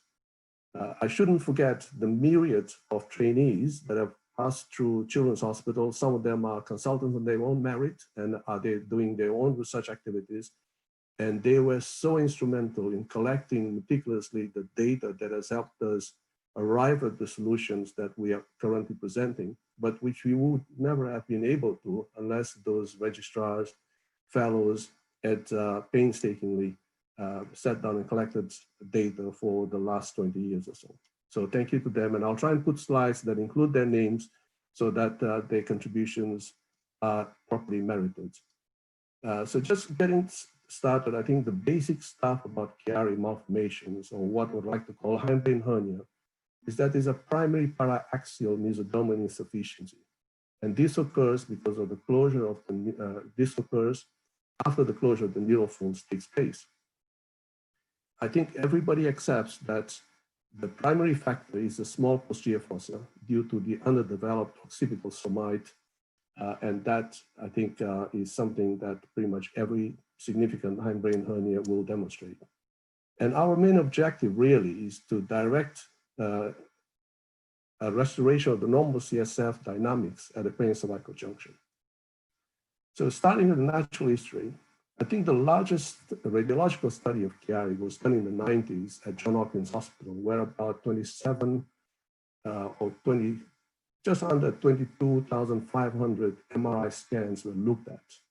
And they found that about 175, this is a consecutive MRI scans, they found about 175 patients had Chiari malformations extending more than 5 millimeters below the foramen magnum. 14% of these patients were actually asymptomatic, and syringomyelia and other osseous anomalies were found in symptomatic patients with a tonsillar hernia averaging about 11.4 millimeters. In the 2000s, Professor De Rocco and his team in Rome also presented the natural history of Chiari-1 anomaly. In their series, which was 22 clinically followed patients, the incidence was about half, but there was a 22% clinical worsening and 14% ended up having surgery. In 2011, there were two important studies that were carried out that indicated the extent of radiological progression and the presence of whether there was change or no change. This was, if I can just put it, done probably with not enough follow-up. And then subsequently, the two studies that were published or presented, the Rocco in 2008 and ours in 2013, with slightly larger number of follow-up, larger follow-up, a mean follow-up of 5.8 and 5.2 years, indicated a progression rate which was greater than the previous studies, suggesting that as time goes by, more patients will then progress between, say, 10 to 14%. But there was also a recorded regression rate over time between 3 to 5%. And no change was, of course, less between 70 to 87%. So that provides us with some literature consensus on the follow-up on people who follow Chiari patients, that we shouldn't just stop MRIing them after a few years, because some of them will progress subsequently. And some of the patients, particularly in our series, demonstrated a rapid deterioration, and those were associated with loss of CSF and CCJ or syringomyelia within 2 to 3 years. So I think it's important to keep all of the things in mind when you look after these children. So what is the fate of a Chiari? And we can, of course, talk about Chiari, just like we talk about tumors. We can say, given that there is a change in progression over time, that a mean of 5 years, which is the more recent studies, that's something like 14 to 50% can be asymptomatic at some stage, 3 to 5% will regress spontaneously. This is radiologically, of course, and between 10 to 14% will progress clinically and radiologically, and between 70 to 90% will remain stable. Now, do all Chiari cases progress equally? The simple answer, of course, is no, but simple Chiaris are less likely to progress to surgery in the immediate future. Although complex Chiaris, and I consider complex Chiaris those that at least have one or more of the features above: ventriculomegaly, craniosynostosis, CSF signal loss at the craniocervical junction anomalies, syringomyelia, scoliosis, and so on and so forth. So I think those patients are more likely to progress. So when then does a Chiari become a surgical disease? And I think international surveys, which were carried out to the ISPN and other societies, indicate that the majority of neurosurgeons consider a tonsillar descent of 12 millimeters with loss of CSF at the craniocervical junction and appearance of a syrinx parameters that would drive them to consider surgery. And can any Chiari be treated by a foramen magnum decompression? And I think the answer to that, of course, is no. Complex Chiaris can be a formidable problem with significant morbidity. And we have all seen cases that look very straightforward and got us into trouble. So these cases require careful planning and investigations prior to surgery. And surgery should really be tailored to the causes of the Chiari rather than to the Chiari itself. And in Birmingham, we have now, given all the work that my predecessors have done, and my colleagues have helped me do, we have developed an algorithm to assist in the management of complex Chiari cases. So what are those associations we're talking about? Well, we pretty much know those, and I'm not going to spend too much time here, but I think you can see ventriculomegaly, craniosynostosis, basilar invagination, craniocervical instability, scoliosis are well known to you. And interestingly, all of those are also associations of syringomyelia. And in addition, of course, syringomyelia also is associated with tethered cords, spinal lipomas, split cord malformation, and so on. So what are the factors associated with syringomyelia in children with chronic hindbrain hernia? So many, many years ago, when I started, I was completely ignorant about all of these things, and I felt really handicapped and not equipped to look after these children because of my lack of knowledge. So I started investigating them one after another. And I was really lucky to have Desi, who is chairing today's session. He was my fellow at the time. Deb Roy, who is a consultant in Australia. Raj Vimaraj, who is another consultant now. Paul Davis, who is our senior statistician. And together we looked at all the children that I think there were 142 children with hindbrain hernia, and something like about 1/4 to 1/3 of the patients at syringomyelia. So we looked at those, and at the time, what we found is between 1/3 to 2/4 of patients of Chiari association had associated syringomyelia in the literature. And then when we looked at our patients, what we found is that they had typical features on the MRI scan, which I'm describing here. And I will talk about this subsequently. But what I want you to know is that these patients have a very typical appearance. And when you look at them, you can bet your bottom dollar that there's going to be a syrinx sooner or later if it's not there already. And the normal situation is very well known to you, neurosurgeons listening to this presentation. So I'm not going to waste too much time talking about how the small posterior fossa squeezes everything, stops CSF flow, and that then, of course, causes obstruction and syringomyelia. But there are other features as well. And Menezes in 1991, in his large series, indicated that skull base and craniocervical junction abnormalities can occur in up to 50% of the children with the presence of a syrinx and, of course, scoliosis. They are the two sort of twin sisters, I consider. It's like coffee and milk. So what are other detailed diagnostic causes that we have identified in our series? So here, of course, the hindbrain hernia is the biggest one. but craniocephalic mismatch either caused by craniosynostosis or involving skull disorders like beta thalassemia, sickle cell disease, osteoporosis, also cause hindbrain hernia and syrinx. CSF drainage problems like large cysts, VP shunts that get blocked, all sorts of all manner of CSF flow problems, vascular conditions, all of them are associated with this condition. Then craniocervical compression, mesodermal skull-based abnormalities, particularly platybasia, basilar invagination, the dolichoid bands with the tilt, backward tilted C2 odontoids causing ventral compression. All of those are very important causes of hindbrain hernia and syringomyelia.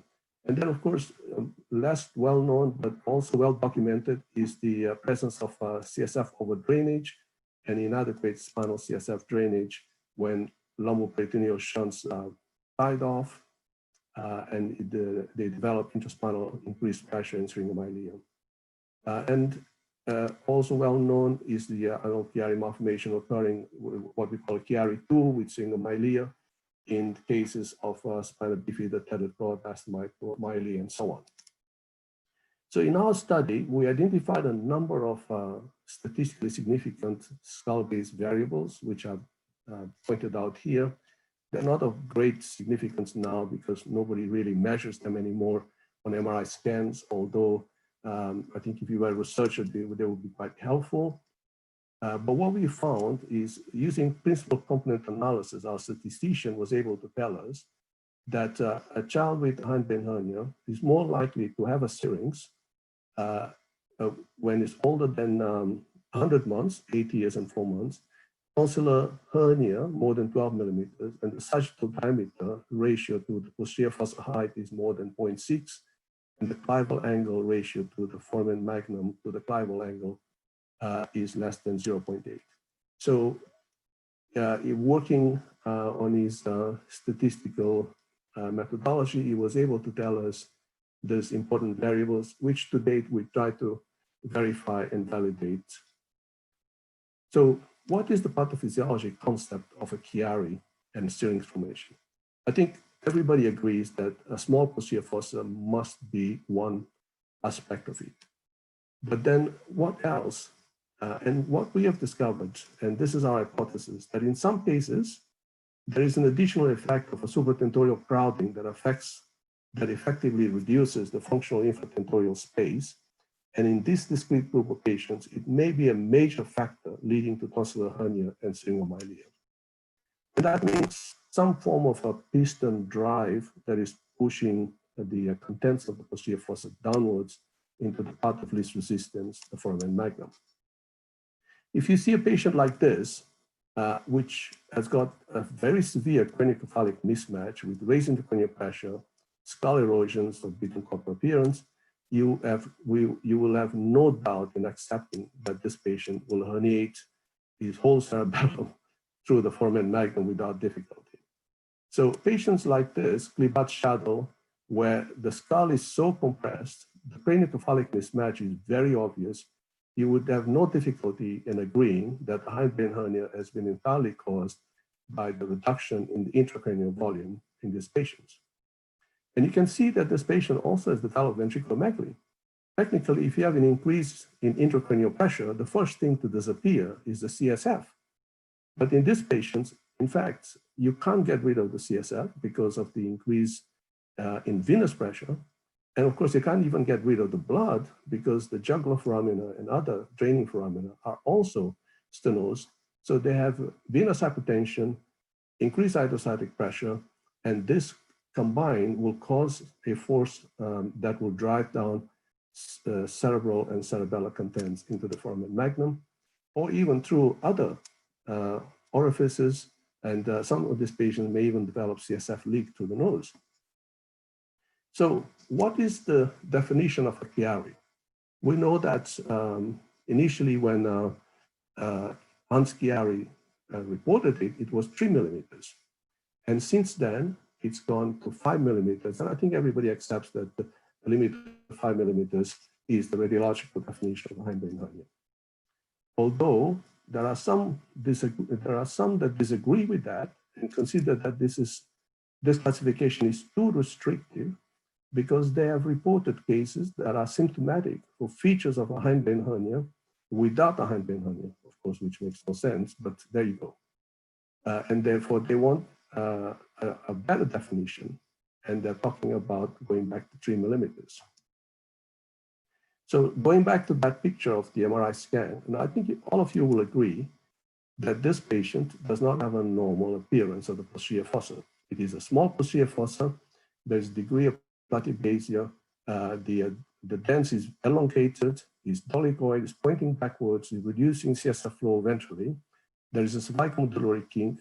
There is engorgement of veins lying along the tent. The cerebellum is no longer C-shaped, it's standing up. And interestingly, the occipital lobe is lying posterior to the cerebellum when it should be lying above it. So these are some of the features that we identified as being likely to be associated with what we call complex chiari leading to syringomyelia. If you look at the left side, this graphic illustrates the normal appearance where if you draw a line between the posterior clinoid to the inion, 1/3 of the cerebellum lies above that.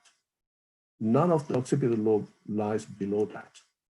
Now, if you look at the middle picture and the picture on the right, you'll see that that, of course, has changed. So these patients have a relative overutilization of the posterior fossa by contents that actually belong to the supratentorial compartment. So here it is, if I move that out of there, you can see this is a normal appearance. This and that show further progression that the posterior fossa volume has been taken over by supratentorial crowding. So this is what we call supratentorial crowding, in the sense that that space was supposed to be a normal posterior fossa, but because of the restriction of the skull size, the contents of the supratentorial compartment have been forced down and lie where the normal posterior fossa was. So what does this do? The first thing, of course, it pushes the brainstem forward. And in those patients where there is a skull-based abnormality, the dolichoid dens will push backwards. And that causes a pincer compression of the CCJ and loss of CSF flow. And as more time goes, you can see that the brainstem curves forwards and is distorted, causing some problems. So the progressive tonsillar herniation causes supratentorial crowding, reduction in posterior fossa volume, angular changes of the skull base. As the child is quite young, the skull base is still cartilaginous, it will change, and there is brainstem distortion. When we looked, going further down, when we looked at the foramen magnum, what we found is that patients who have a Chiari 1 and Chiari 2 actually have an increase in the transverse and sagittal diameter, and the surface area of the foramen magnum is actually bigger than normal children. So therefore, it belies that we are going to make the foramen magnum even bigger in a patient who has got a hernia. And the reason why the foramen magnum is large in this patient is because the hernia has been down there before the opistheon actually ossified. So this kind of led us to think that the initial assumptions that in Chiari you have stenosis of the foramen magnum were really not true. And the only condition where there is stenosis of foramen magnum is in severe cases of craniosynostosis, such as in some Crouzons and Pfeiffer's. But generally speaking, in a normal Chiari 1, you don't see that. So what we've discovered, therefore, is that there are some features which are supratentorial that drive a hindbrain hernia. Some features is in the posterior fossa that drive hindbrain hernia, others in the foramen magnum, and finally some spinal conditions which contribute to it. And therefore, that gave us an understanding that if we start dealing with the causation of hindbrain hernia and syringomyelia, the results might be better. And we try to keep in our minds that both Chiari 1 and Chiari 2, and you recall that in the past people used to say, oh, Chiari 2 is a completely different animal. But the fetal surgery for myelomeningocele has demonstrated that Chiari-2 is also a mechanical hernia, which if treated by closure of the leaking CSF during the 20 or whatever 18 to 25 weeks gestation, the children are born without a hindbrain hernia, a Chiari-2 hernia. And therefore, both of these are mechanical hernias that are caused by either loss of CSF or supratentorial crowding.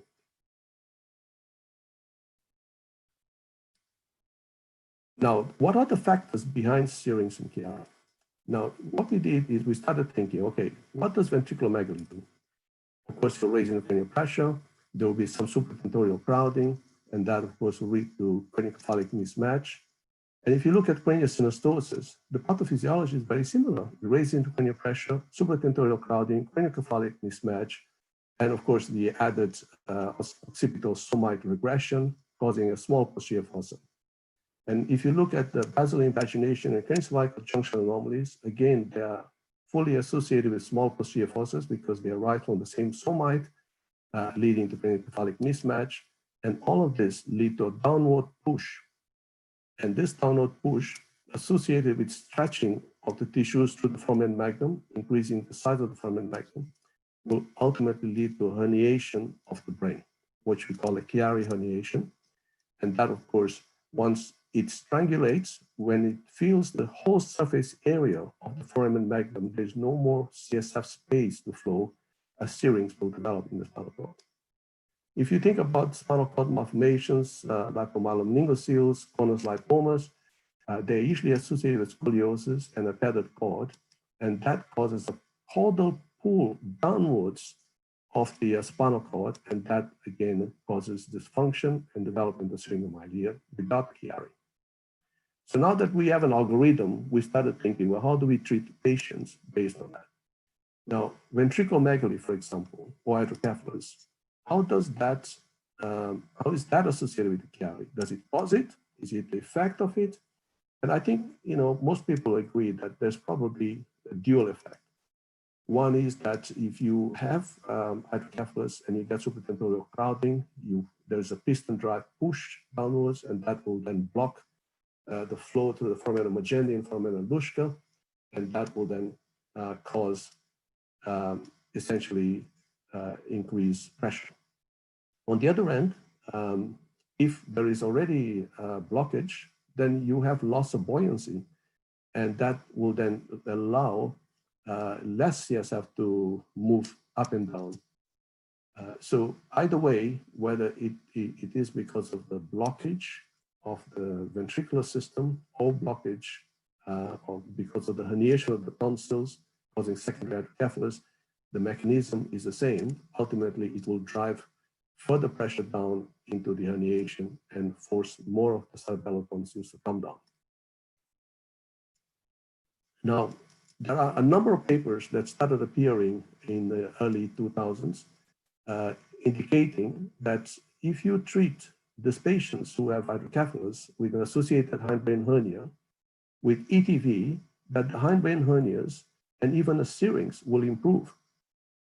So my good friend Conor Malucci published his work, which was combined adults and children in 2008. Luca Massimi and Professor De Rocco's team also published in 2011, endoscopic third ventriculostomy for the management of Chiari-related hydrocephalus. There's a large study coming out from China in 2018, where they also demonstrated that using ETVs for treating hydrocephalus was successful in 80% of the cases. So there is a whole body of data coming out around the world suggesting that Chiaris do not have to undergo foramen magnum decompression, but they can be treated by ETV alone. And we did a study here, and we looked at all of our patients. We looked at all the patients that undergone ETV. We identified those that had a Chiari, and about 7% of our patients and now it's actually increased. At the time when we did the study, it was 10. Now we've got 12 patients, but they had undergone an ETV for Chiari and or syringomyelia. And 90% of those had regression of hindbrain hernia and the syringe without any further treatment. Some of the patients had achondroplasia, craniosynostosis, spinal bifida, or isolated Chiari, and the data is shown here. So what about the other things like craniosynostosis? So a number of papers started coming out indicating that the craniofacial society and craniofacial surgeons also started agreeing that you don't have to do a foramen magnum decompression in all cases, but an augmentation might actually be adequate. So Richard Ellenbogen, I think, was the first one to say, don't do a suboccipital decompression, just do a posterior cranial vault release. That paper was published in 2012, and then followed by papers by Nina Sororki and Willie Serlo, Federico De Rocco. So they all confirmed that posterior cranial vault distraction is an efficacious technique to enlarge the posterior skull vault and treat increased ICP, and also it's effective in reducing the hindbrain hernia-related symptoms. So we were quite reassured that it wasn't just us doing this, but that the world was also coming along and saying, yes, I'm finding the same thing. So what we do currently, of course, what we do currently is a foramen magnum decompression. But we know that this foramen magnum decompression has to be carefully tailored, because if it is too big, it will result in a slump of the hindbrain and further blockage and problems. If it is too small, it won't be effective. And what we want to achieve really is that CSF flows through the craniosacral junction. There's reconstruction of the sternum, and that there is an upward migration of the cerebellum with the fastigial rise, improvement of the syrinx to cord ratios, and restore the normal morphology of craniovertebral junction. So that's what we want to do. And how do we achieve that? So the problem, of course, is that at the moment, there's only one treatment that is well established, which is a foramen magnum decompression. And of course, there's some disagreement about whether we should open the dura, leave the dura closed, open the arachnoid, take the tonsils out or not, make a duroplasty. So there are about 8 variations of the foramen magnum decompression, but they all imply that the treatment is to increase the space at the foramen magnum. But from that in itself has significant difficulties and complications. And those complications have been reported in the literature now to be mainly related to opening the dura, or making too large a posterior fossa decompression, or too extensive a resection of C1, C2 causing instability. And the complications of dura opening, of course, are very well known to you, and I'm not going to spend too much time here, but all of you know what happens. So, and there are many publications that attest to that, the decompressions have to be carefully done. Sometimes there are adhesions, then you have to open the adhesions. If you find the posterior fossa is too small, you got to do duroplasty. So large studies have established that the foramen magnum decompression is only successful in a number of patients. So up to 1/3 of the patients may require revisions. And when they do, the problem is not the foramen magnum, it's not the herniation itself, but other things that have happened because of the surgery, like craniocervical instability or hydrocephalus, et cetera, et cetera. So the revision should be restricted to patients with progressive symptoms.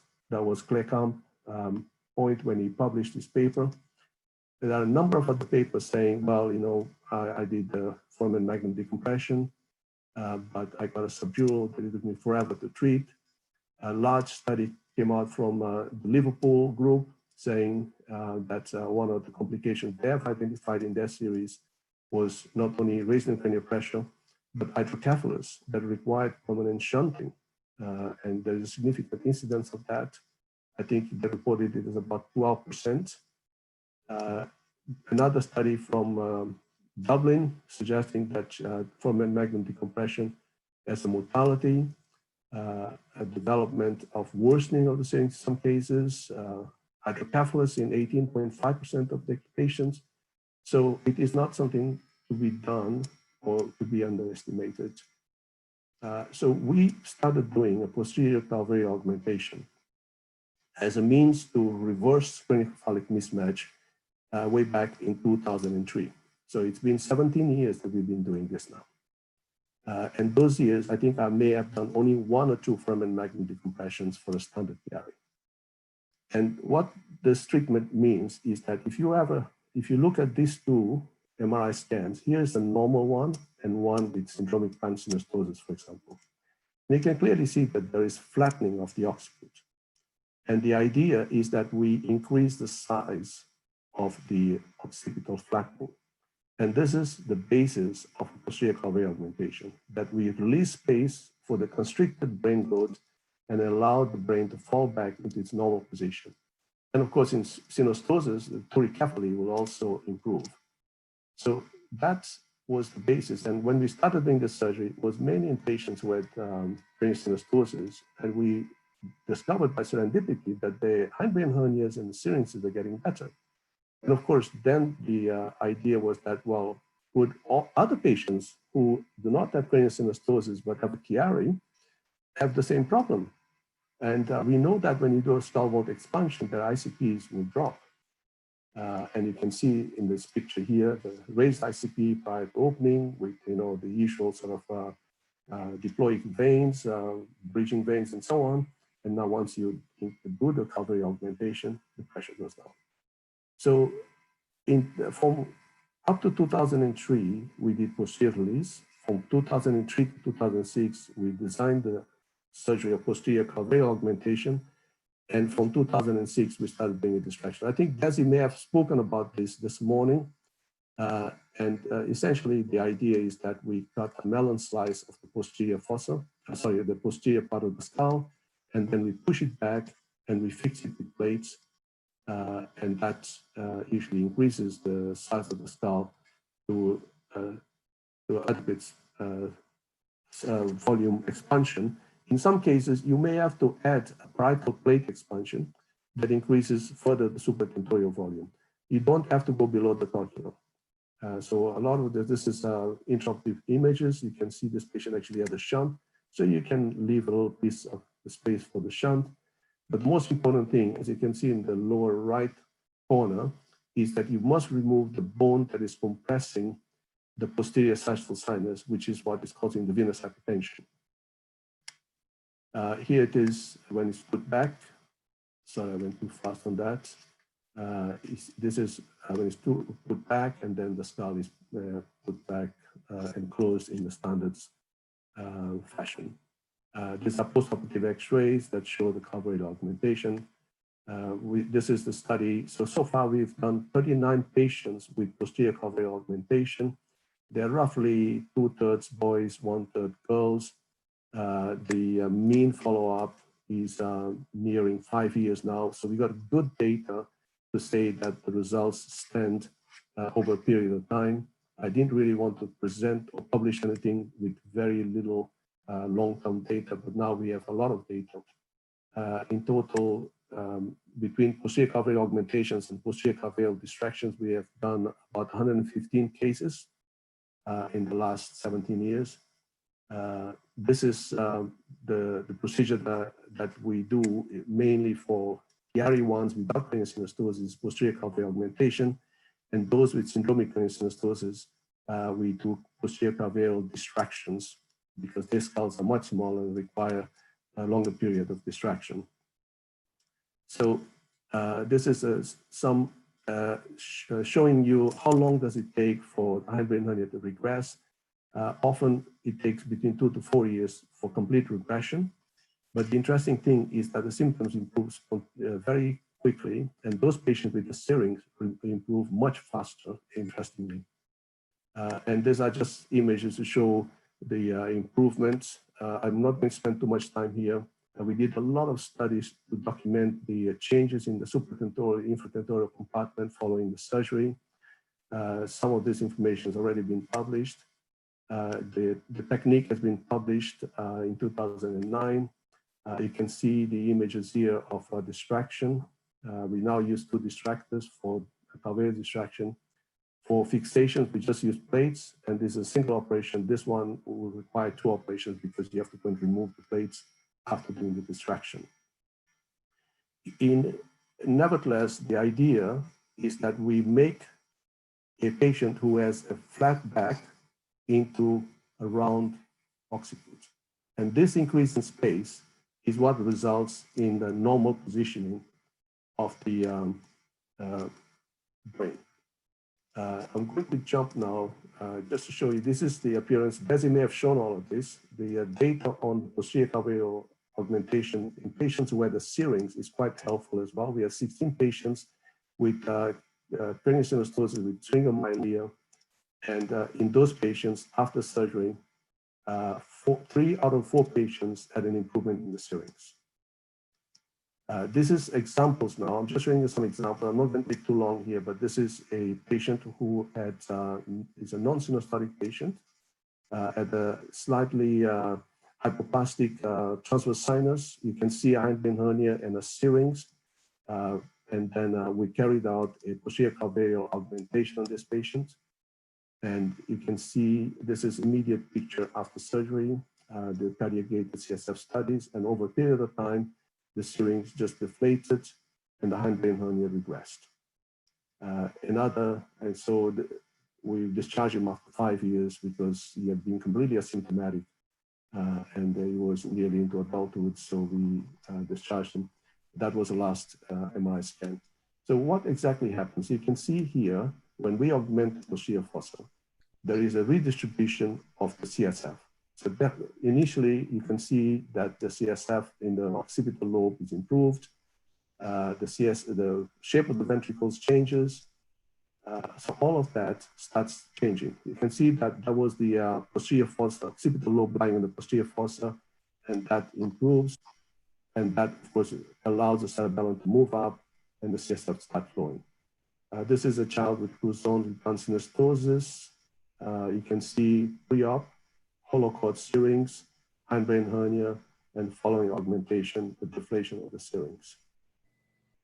This is pre-distraction, post-distraction. The data on that has been presented by Desi, and this is post-op, 14 months post-op. You can see the syrinx has disappeared. And this is by increasing the posterior fossa. These are more pictures of the same patient. This is the patient clinically.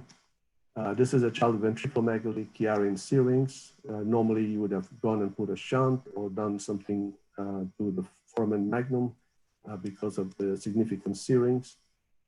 You can see on the left-hand side was a pre-op picture, and after ETV, there is regression of the hindbrain hernia and the syrinx just by simple ETV. The child had a hollow cord syrinx, and you can see the spinal cord is completely deflated of the syrinx. And that, of course, didn't require foramen magnum decompression. So I think it's very important that we identify patients that can have smaller procedures rather than foramen magnum in all patients with hindbrain hernia. This was a patient with cranial synostosis, Chiari, and syrinx. You can see the cranial synostosis, scalloping of the brain, pre-op with significant hindbrain hernia, and then post-op with the deflation of the hindbrain hernia. And that's post-op pictures. I'm going fast because I'm conscious of the time. This is a patient with tight cranial vertebral junction. Again, you can see the significant syrinx and hindbrain hernia. We talked about whether we do cranial vertebral decompression first or calvareal augmentation. And then we went and did the calvareal augmentation. 6 months post-op, you can see the deflation of the syrinx and regression of the hindbrain hernia. This is a patient with cranial vertebral junction, platybasia, basal invagination, dolichoid dens, atlas assimilation, ventral brainstem compression, and Chiari. Patient with the typical symptoms. He had previously already undergone surgery for calvareal augmentation for metopic. He's Cruzon's patient, so he had the surgery for his metopic and anterior Paediatric. And you can see the significant cranial vertebral instability with basilar invagination. You can see the C2 causing ventral brainstem compression. And you can see the facets malaligned. Professor Goel gave an outstanding lecture yesterday, so I'm not going to spend a lot of time talking about the surgical technique of correction, which I follow is the same technique that he does by distracting the C1, C2 joints and doing a C1, C2 fixation. And you can see pre and post the reduction of the basal invagination is very impressive. This patient had a simulation of the atlas, as you can see as well.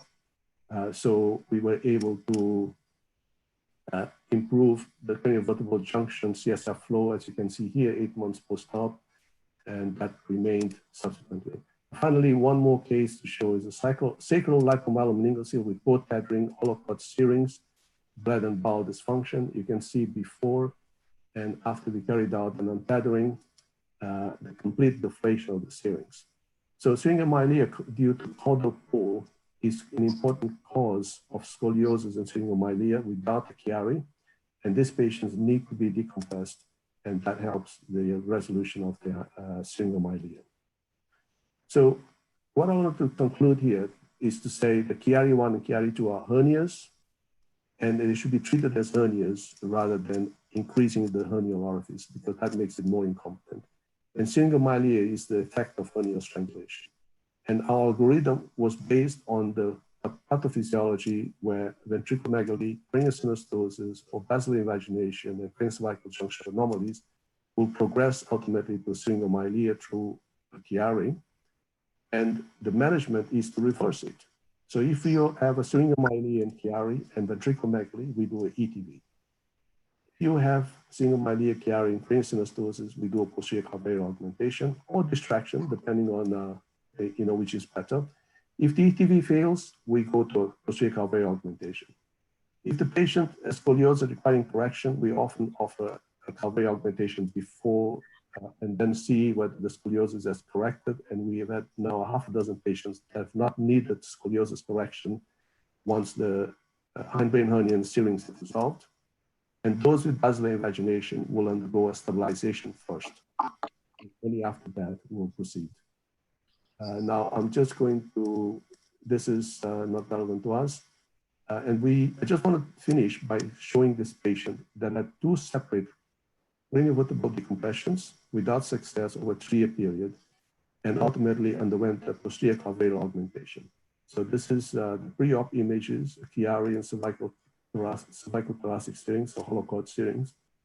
And this patient progressed despite 2 craniovertebral decompressions. So you can see the pictures after the first craniovertebral decompression. It was felt that it was inadequate, so underwent a second craniovertebral decompression. Despite that, the patient deteriorated, developing scoliosis, blood and bowel dysfunction.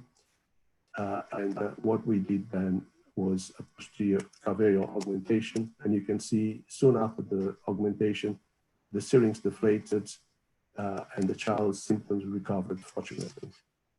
So I want to conclude by saying that the hindbrain hernia is not really a malformation in its true morphological form. It is a deformation. And it doesn't get bigger. It's just that the tonsils get squeezed and change shape so that they appear elongated. And when we talk about hindbrain hernia, it's an active process. That means something is causing it, and we believe that it's a combination of supratentorial crowding and a small posterior fossa. And that's why we think that the treatment should be aimed at the cause of these things rather than the hindbrain hernia or the foramen magnum decompression. And the serings is often associated with hindbrain hernia. The distal serings is associated with caudal traction, and the management really should be stepwise and based on the findings. So for ventriculomegaly, we do an ETV. For hindbrain hernia, which is caused by supratentorial crowding, we would do a posterior clavicular augmentation. For basilar invagination instability, we would fix the patient first. And for distal syringomyelia, we would carry out an untethering. Thank you. Thank you, Girish, for the fascinating talk and informing us that Chiari doesn't equate to foramen magnum decompression, but to think of all the options possible. There are multiple questions being asked, but because of want of time, I would request you to kindly go to the chat and answer the questions. So I will pass on to Professor Booth to take over for the third lecture. Thank you. Thank you, Gersh. That was a fascinating talk. And I wish we had time for all of the questions, but we're running over. So we'll have to have a debate someday on the various types and treatments for Chiari. Our next speaker is Jeff Wissoff, professor at NYU, New York University. Jeff, I think, is probably well known to everyone. Jeff's been taking out brain tumors since before I was born, and has a talk to give us on low-grade gliomas. Jeff? Thank you, Rick, and wonderful talk, Goresh, as always. Let me get my screen up.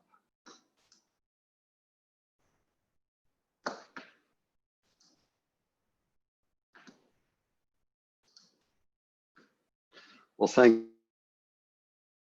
you everyone for inviting me. It's a pleasure to be part of this international symposium. I'd like to spend the next 25 minutes or so talking about low-grade gliomas.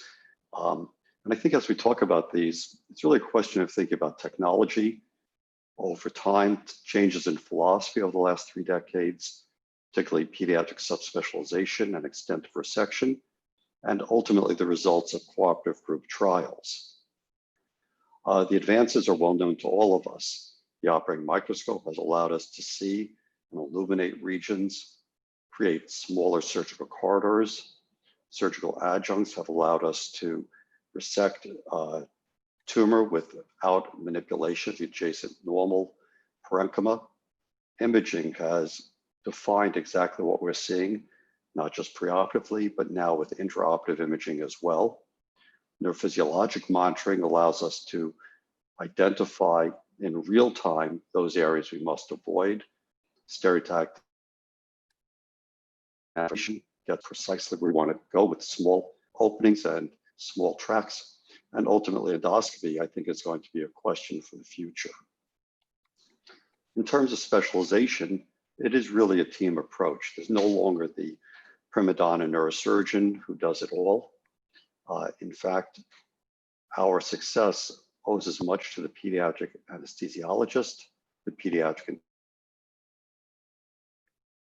and those that involve the suprasellar region are exquisite management by the pediatric endocrinologist. And ultimately, we collaborate always with our neuro-oncologists. The best results for any pediatric tumor, let alone low-grade gliomas, are when it's a team effort. So, what is the evidence that resection impacts on survival? If resection is important,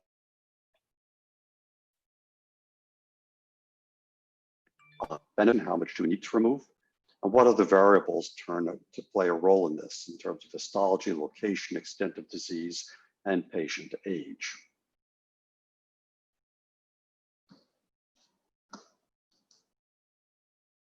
I think there are 2 studies that have come out in the last decade that are important for giving us an overview of what we're talking about.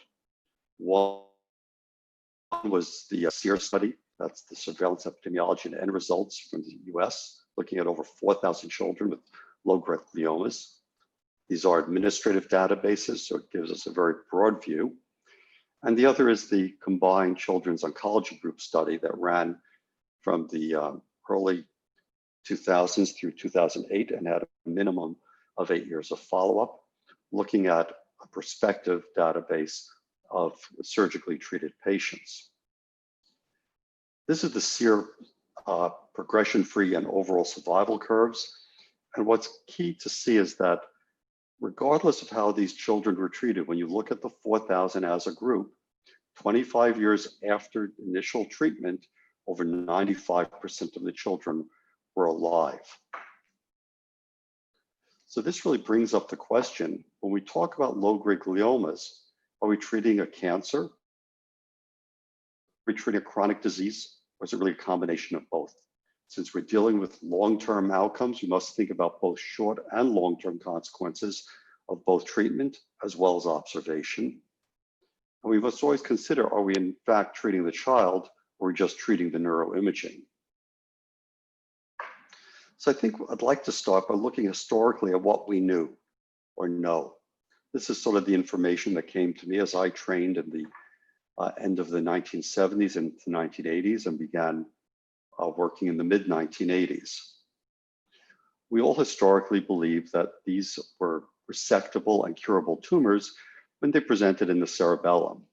The classic being the cystic cerebellar astrocytoma with the mural nodule, but similarly, the solid tumors without a cyst seem to play out in a similar fashion.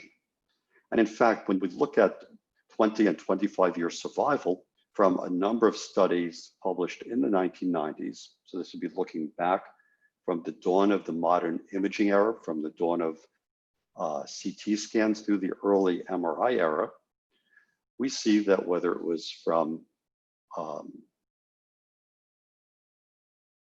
US, Spain, or the Scandinavian countries, that everyone came out with similar information. That is, these patients had anywhere from an 85 to 97% long-term event-free survival.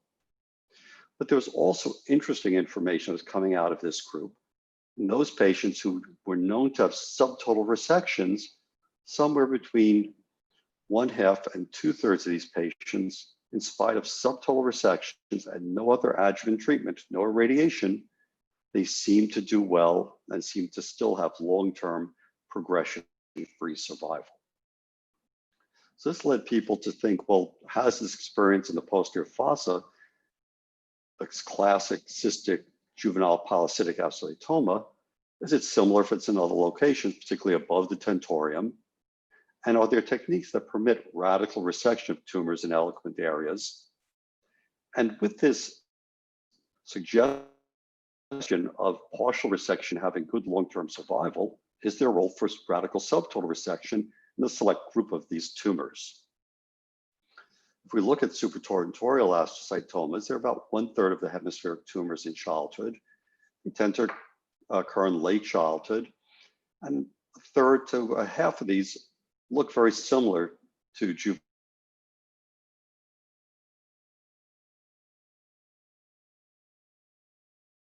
historical data. About 20% of these were diagnosed as juvenile polycytic astrocytomas.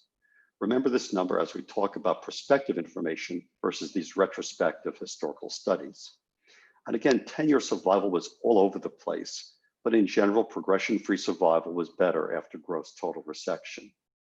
And again, this speaks to the divergence in technique, divergence in imaging, divergence in histology. Now, some of these tumors looked like close cousins of the cerebellar tumor, while others had a more solid appearance, and all of these were amenable to radical resection. Once again, looking at these historical Jean-Francois Hirsch from Enfant Malade in Paris, Mercury from Rome, Ed Laws and colleagues from the Mayo Clinic, again, bringing in the early modern imaging era, demonstrated excellent 76 to 95% 5-year progression-free survival with radical resection.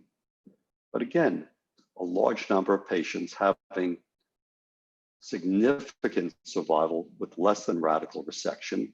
And this thing from Laws et al. Suggesting that if you got beyond 5 years of follow-up rather, gross total and radical subtotal seem to have similar outcomes.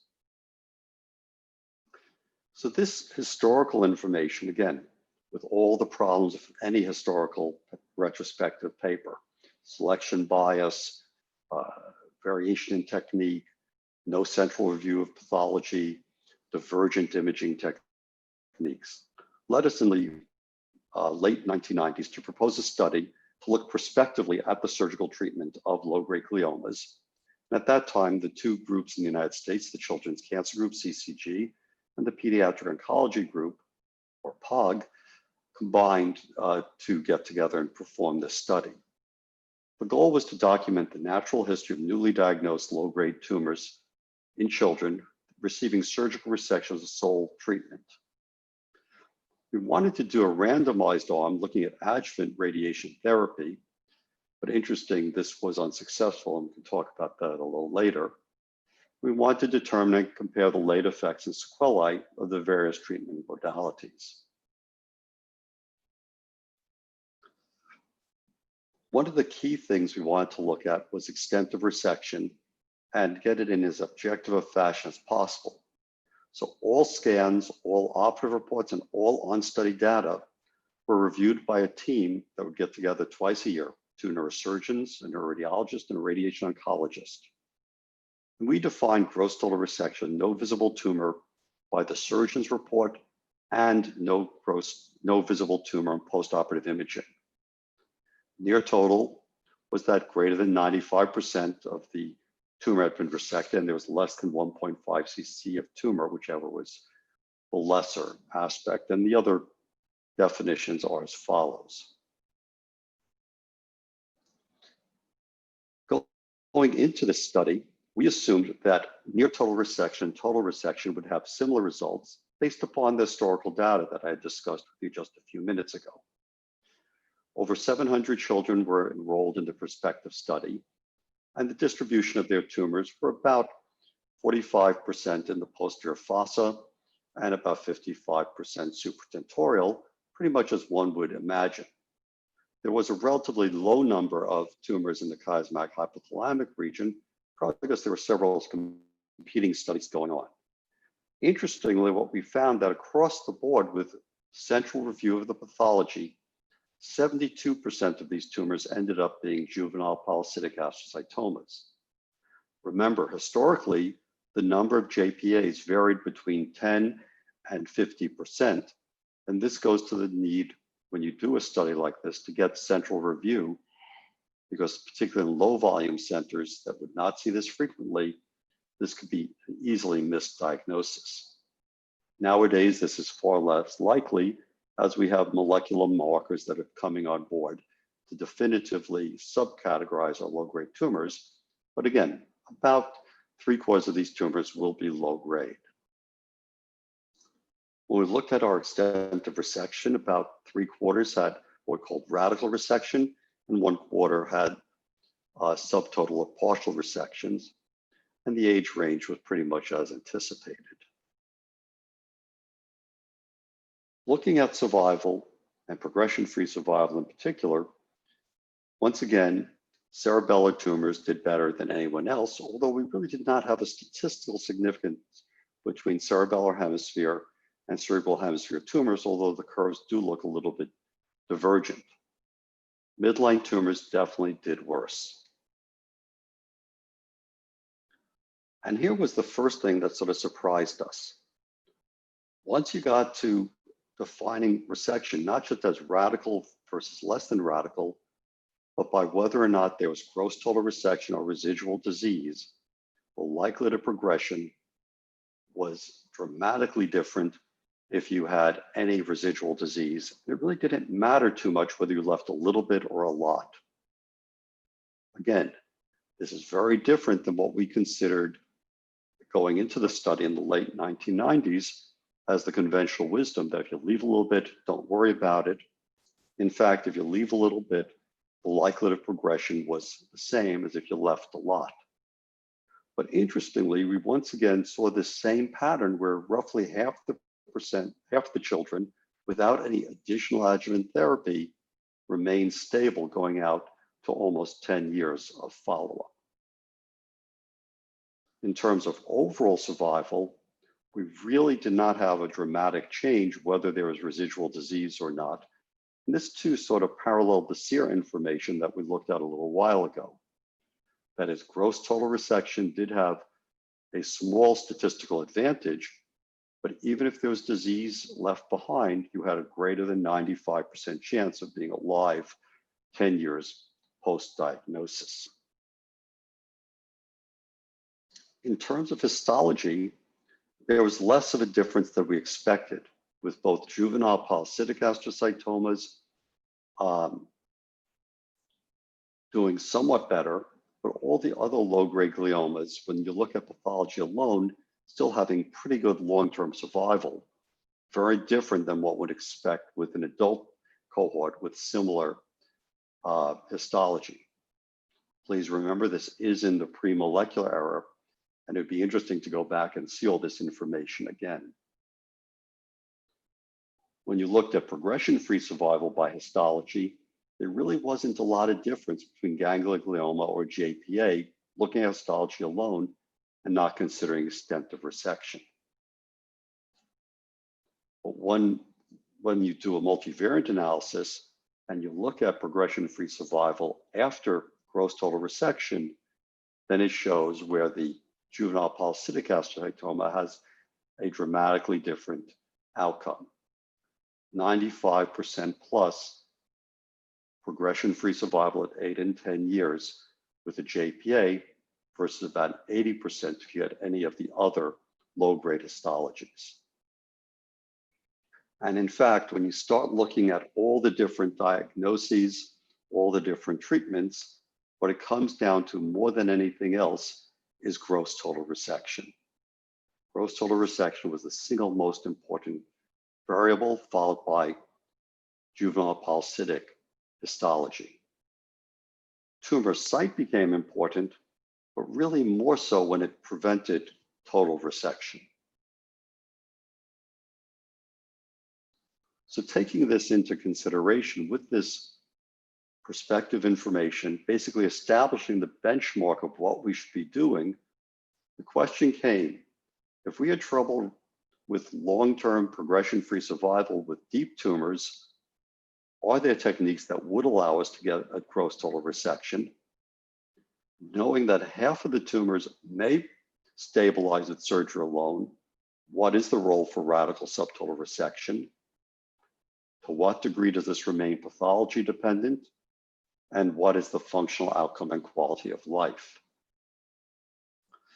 So I'd like to take two examples. Some of this you've heard in other talks, but one would be thalamic tumors and the other would be chiasmatic gliomas. One of the big advances in approaching and resecting these tumors has been fiber tractography. The ETI allows us not to just see where the tumor is, but to plan a trajectory to avoid the internal capsule, which becomes critical. And we published this information about a decade ago. So here's a 3.5-year-old with a serendipitous discovery of the thalamic tumor after a motor vehicle accident.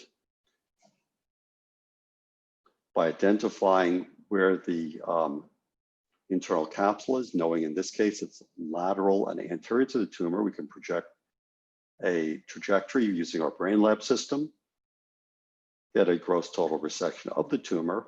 And in fact, when one comes back 3 months later, you can barely see that we were there.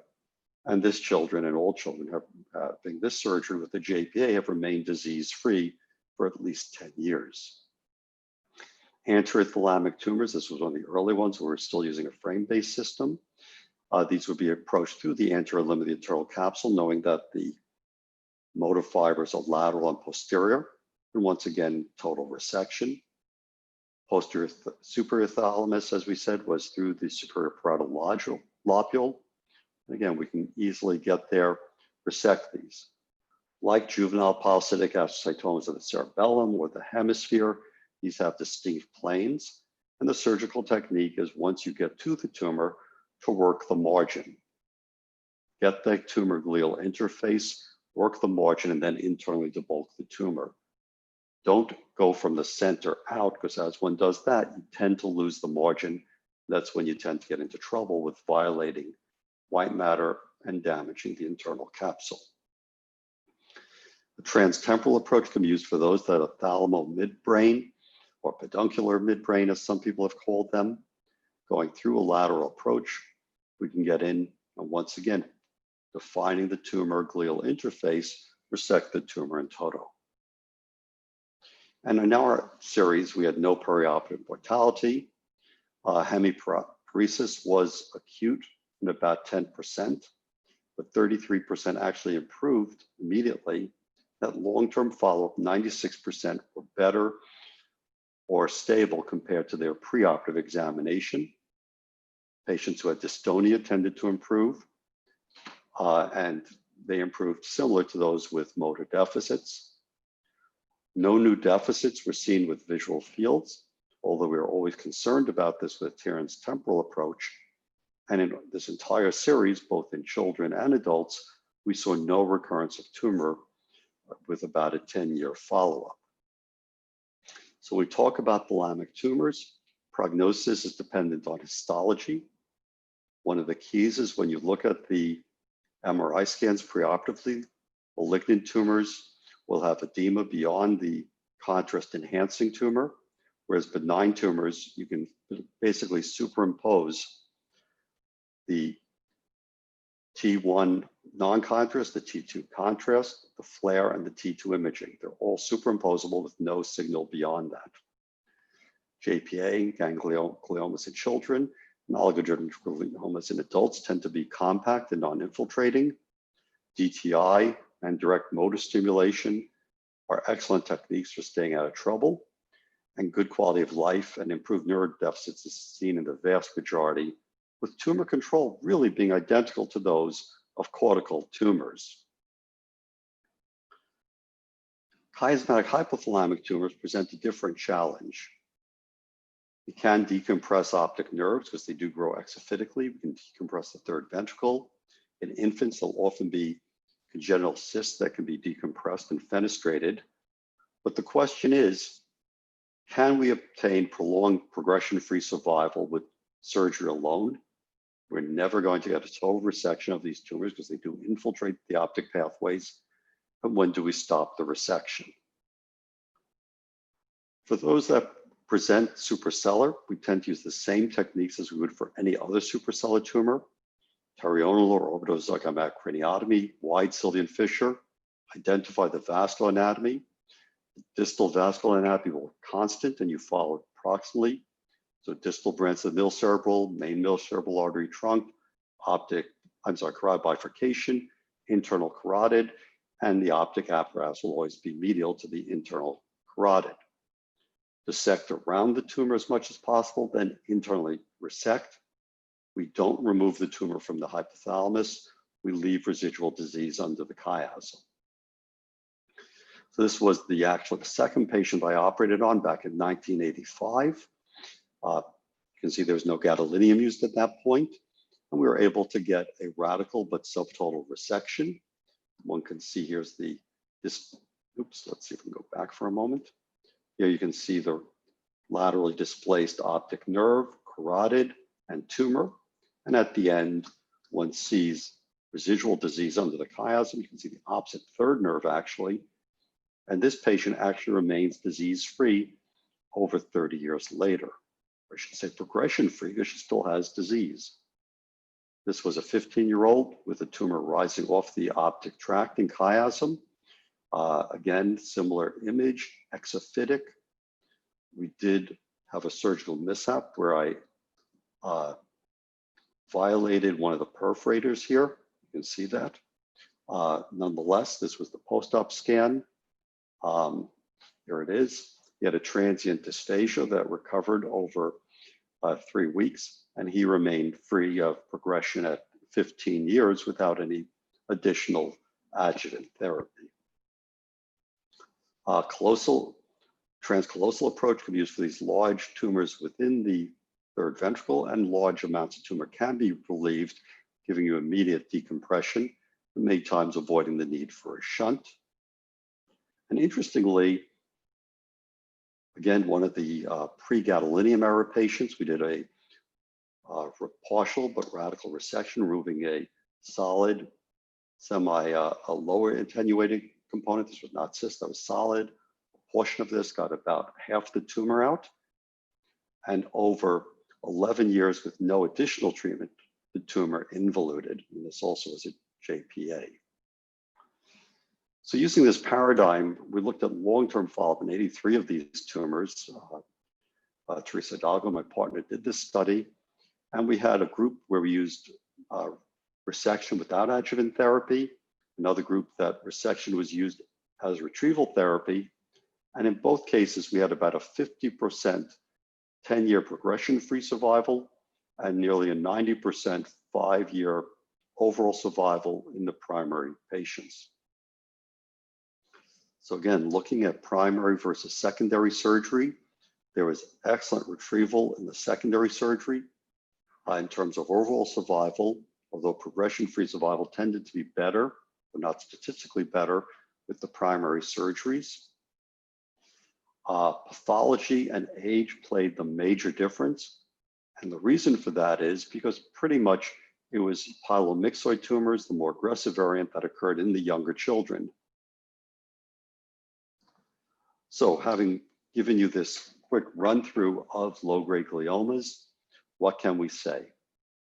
Gross total resection is the most important factor in the surgical treatment of pediatric low-grade glioma. Greater than 95% of children will experience durable long-term progression-free survival and possibly permanent cure. Any amount of radiographic residual tumor is equally associated with decreased progression-free survival. However, bulky tumor is what tends to result in decreased overall survival.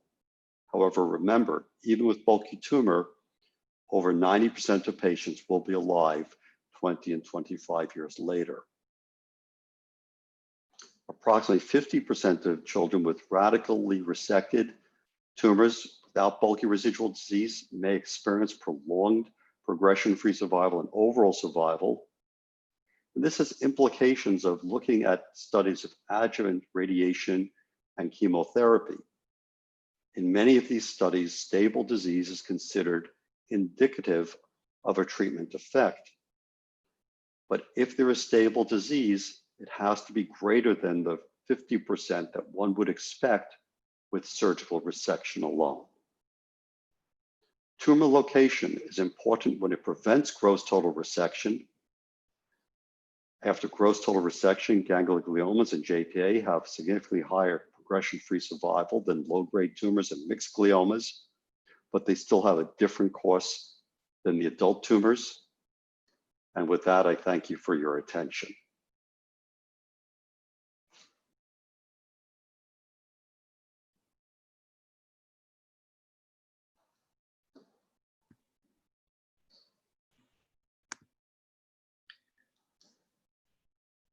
Jeff, that was very nice. Beautiful overview and tremendous experience. We're running a bit behind time, but there are several questions on the chat. If I could get you to answer those in typing while we move forward with the program. So Desi, would you introduce our next speaker, please? Yeah, thank you.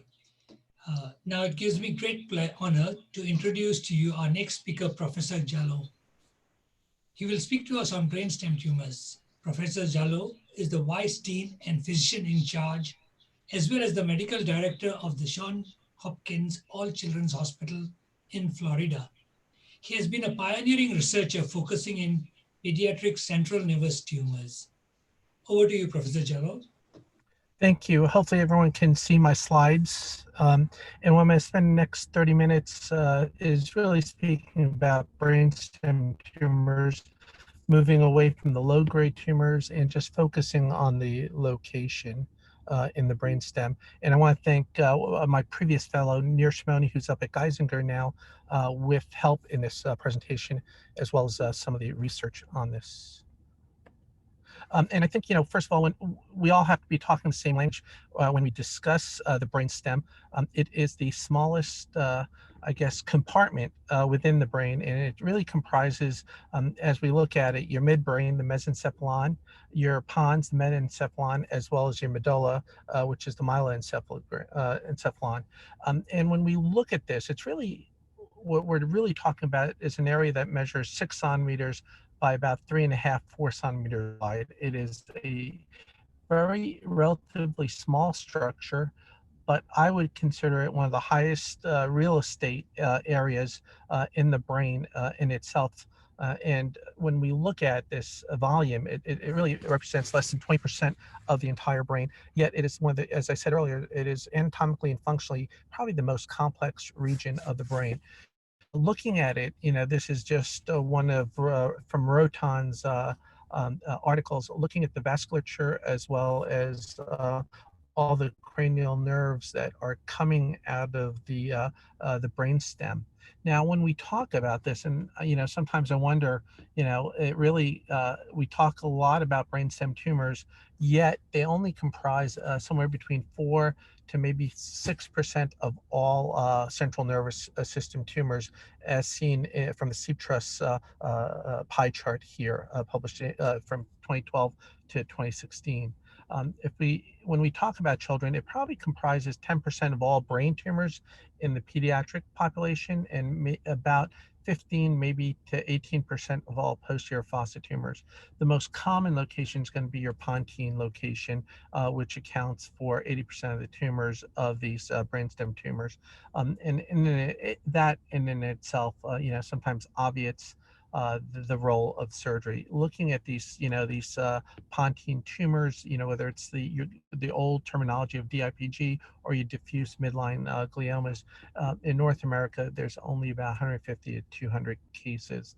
The midbrain and the medulla account for a vast minority of these brainstem tumors. When we look at this, unfortunately, it afflicts children in the first decade, although when you look at it, there's a bimodal presentation similar to other tumors. In adults, it afflicts them in about the fourth decade of life. And there's a very slight male predilection. And you can see here, looking at all these tumors, you can see what your brainstem gliomas as compared to your other astrocytomas and other tumors elsewhere. The history, I think, we really should discuss the history. I think, many of the pioneering neurosurgeon, Bailey, Matson, all said, unless there's another effective treatment, there's really no role for surgery, regardless of the histology. And I think that was true in 1969. Regardless of the specific histology, they must all be classified as malignant tumors, since the location in itself renders them inoperable. So there's really no distinction between the different parts, whether it's a midbrain tumor, a tectal tumor, or even a medullary tumor from your diffuse infiltrative tumor. And, back then, the survival was on the order, similar to these diffuse tumors, on the order of 4 to 15 months. And however, Matson even recognized that, look, if the child's alive longer than 18 months with or without any radiation treatment at the time, we really should consider reinvestigation, because probably surgery may be indicated as it may be a low-grade tumor rather than your malignant or infiltrative tumor. So as early then, before the advent of MRIs and advanced imaging technologies, as well as now the molecular genetics of these tumors, they recognized that there was a difference between the focal from your diffuse tumors. Looking at surgery, really, I think again, going back to the 60s and early 70s, it wasn't until the advent of CT and MRI that I think two pioneering pediatric neurosurgeons, Hoffman out of Toronto, and then Fred Epstein, that defined or classified these brainstem tumors and started to discuss that there may be a role of surgery for tumors, and recognizing that not all brainstem tumors are alike.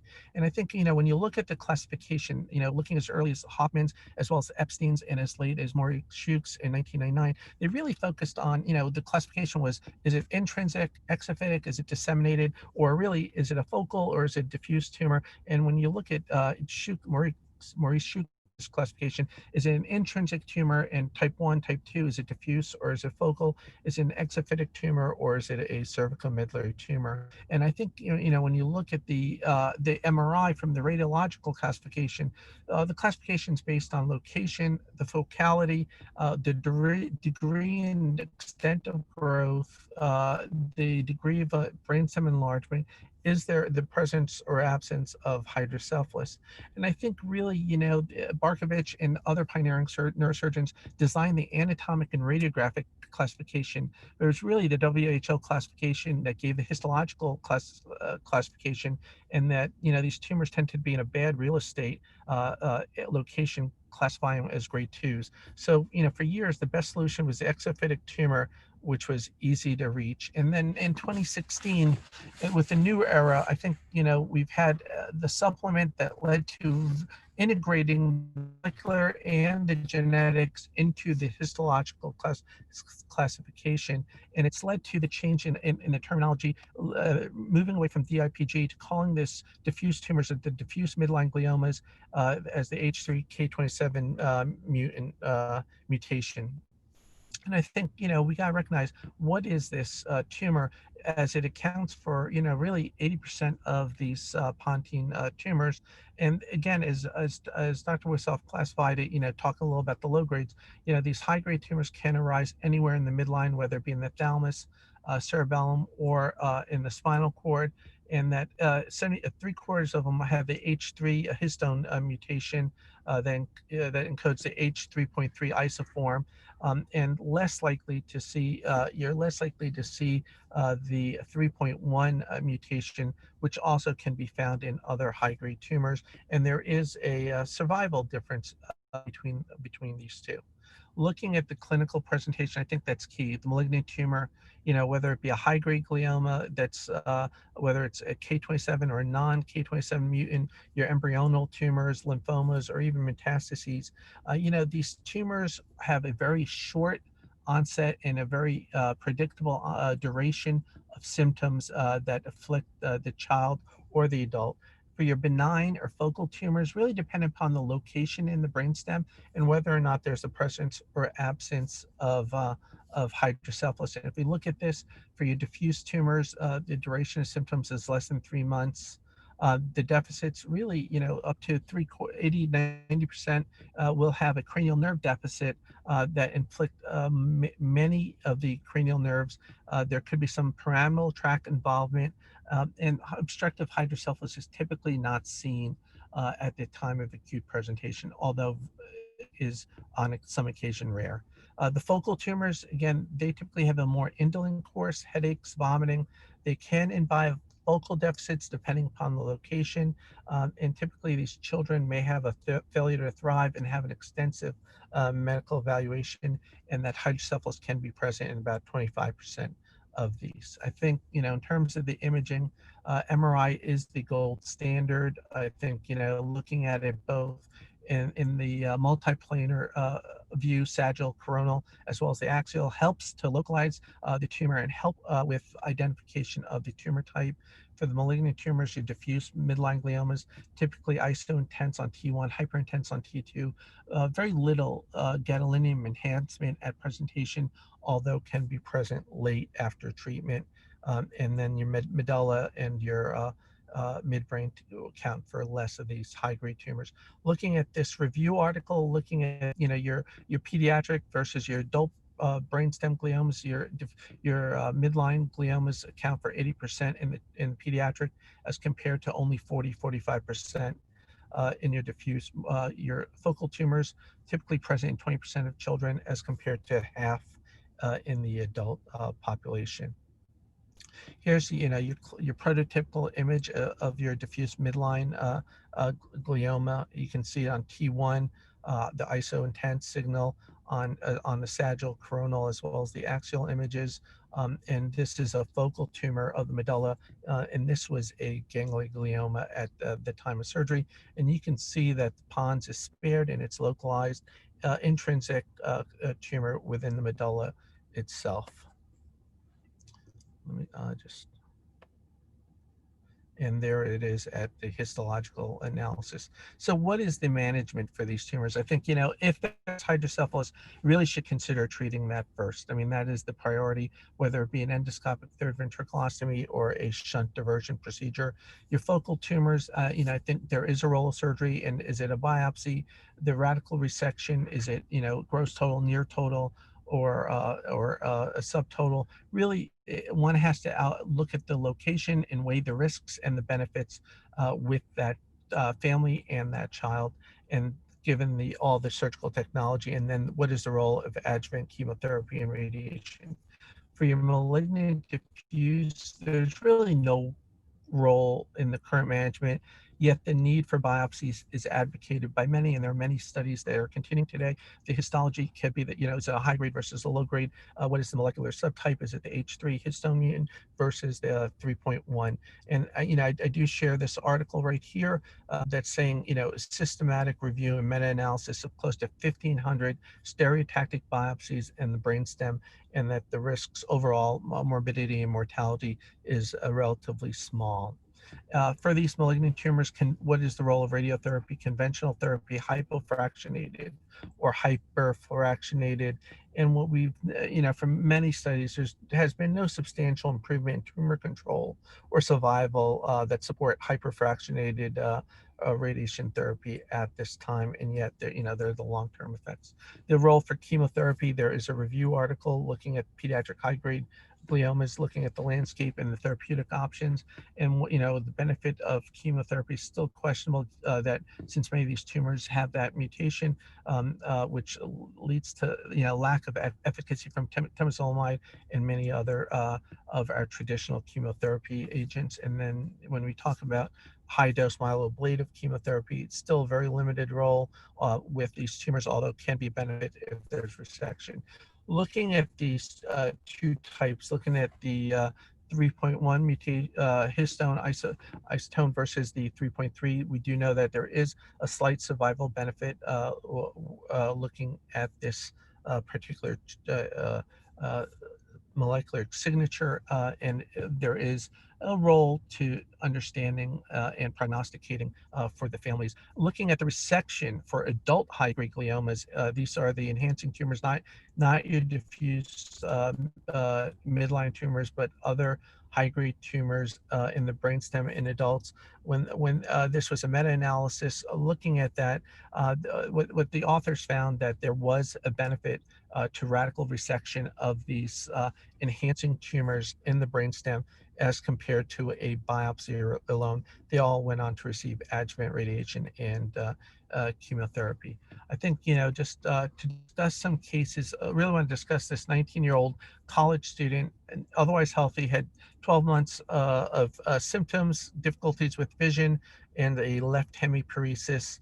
And if you look at this timeline, in 2013, underwent a stereotactic biopsy, and it was a grade 1 astrocytoma, had a ventriculostomy placed at surgery at the same time. This was converted to ventriculoperitoneal shunt, and he required a shunt revision 2 weeks thereafter, and a cyst aspiration for progressive disease. And the question comes up, he's getting progressive symptoms, had a slight left hemiparesis, was getting worse in this relatively 1 month time period. And the question comes up, what is the recommendation? He was seen elsewhere, and the recommendation was for radiation therapy. This was his MRI when I saw him back in 2013, and you can see that there is this enhancing tumor and really centered pons as well as in the midbrain. And the family is about to proceed with radiation. And I actually recommended surgery for this young man, and really recommended a suboccipital craniotomy, a telar-velar approach, and using neurophysiological monitoring as seen here. And really, I think the key is knowing these tumors and the location of which way these focal tumors, which will displace the cranial nerve nuclei,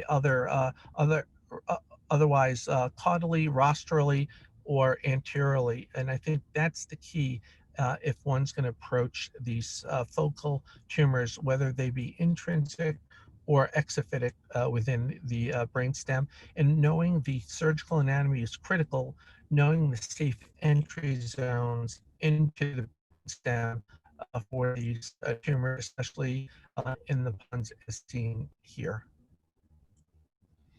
And during surgery, doing stimulation of the floor to help identify the cranial nerve nuclei, as sometimes they can be displaced. Once we found the safe entry zone, we entered it, and you can see it. You can see this. This is the small residual that he has. Again, this was 5.5 years after surgery and no adjuvant therapy. And what you can tell is here he is on examination. I apologize about that. Here is 3 months of surgery.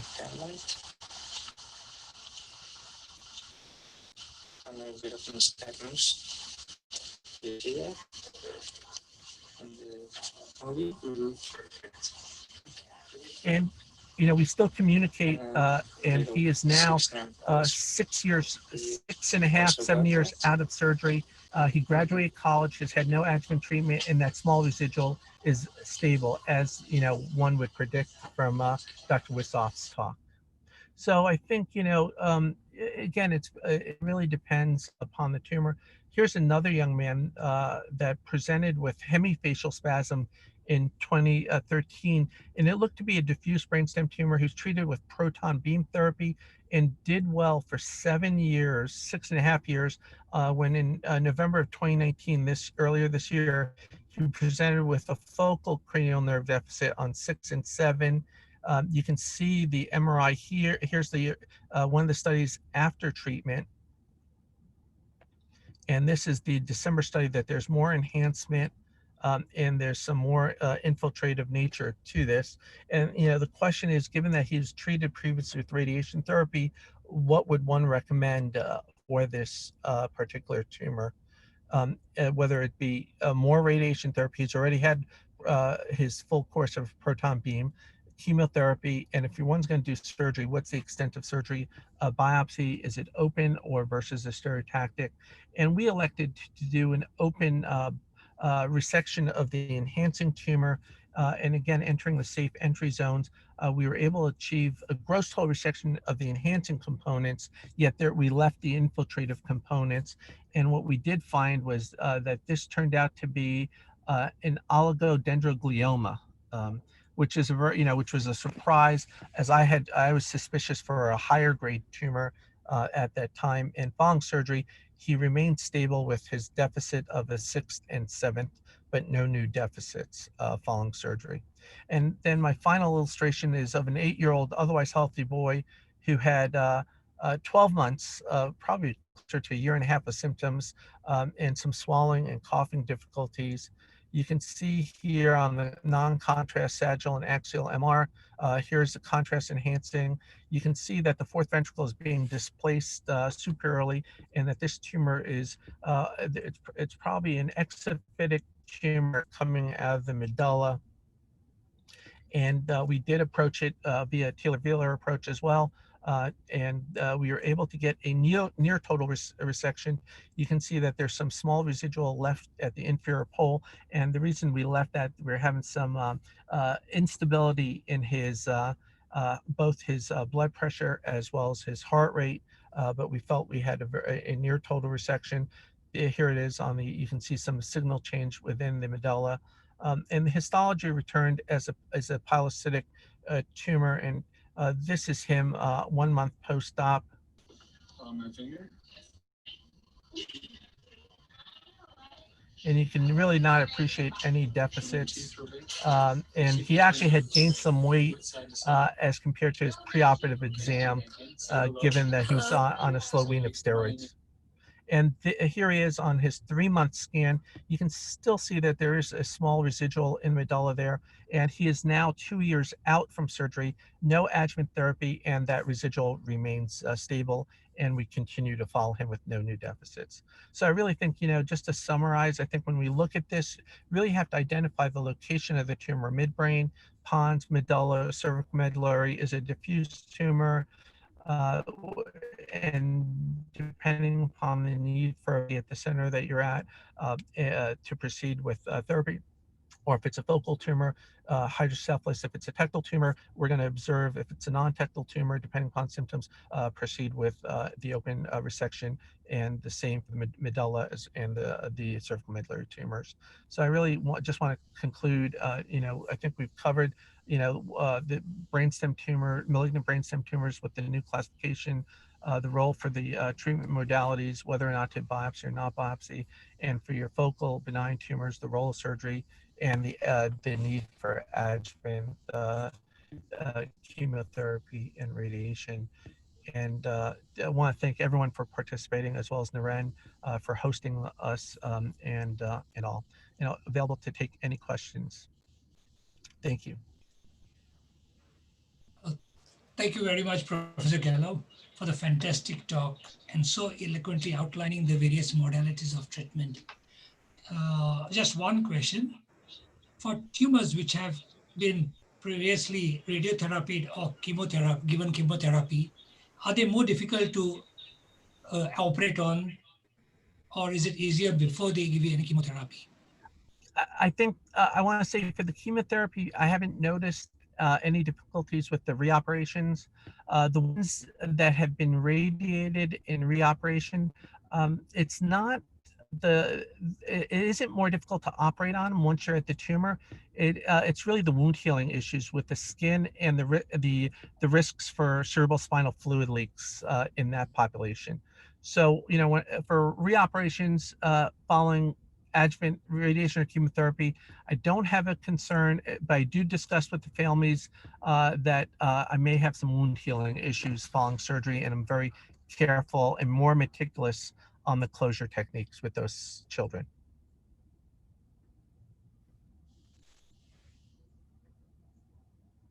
I'll pass on to Professor Boop for the next lecture. Thank you very much, Professor Gallo. Thank you.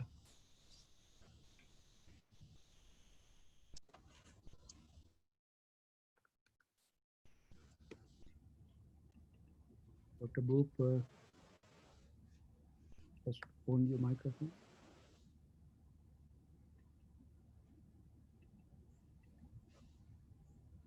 Now I can talk.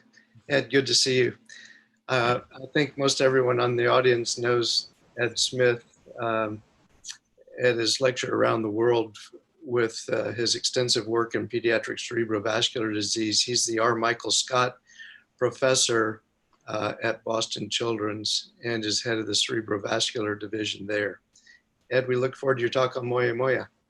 Well, thank you. And I want to thank all the organizers for the opportunity to speak today. It's really been wonderful. And it's a real testament to the organizers to see how many people are there. I realize I only have about 8 hours to chat here, so I'll try to cut it down to about 4 given the time of the day. But I'm honored to speak a little bit about pediatric Moya Moya. I thought I'd start just by the definition. You know, I get asked a lot, well, Ed, what is Moya Moya? So I went to the most definitive source I could, which is Wikipedia. I'm just kidding, of course, but on Wikipedia, the definition is it's a disease in which certain arteries in the brain are constricted. And they're not wrong. You know, Moya Moya syndrome is a rare, but I think increasingly recognized cause of pediatric stroke. It's characterized by this progressive narrowing of the internal carotid arteries that leads to ischemia. And the course is variable. Some people do well, but many times progressive strokes can lead to severe impairment or even death. It was first described in 1957 as hypoplasia, and then the name Moya Moya, this puff of smoke, was introduced in 1969 by Suzuki and Takaku. And I think it's important to distinguish between Moya Moya disease, which is a genetic form, and Moya Moya syndrome, which are associated arteriopathies that look like Moya Moya. And I'll talk about those in a few moments. In terms of its demographics, it affects all ages, but it sort of has 2 peaks. One in the sort of 5-year-old range and the other in the 40-year-old range. In general, females are more commonly affected than males. Historically, it's been reported at a much greater prevalence in Asian countries, particularly Japan, compared to a 1 in a million number in the US, although I think that number is probably underrepresentative of the disease.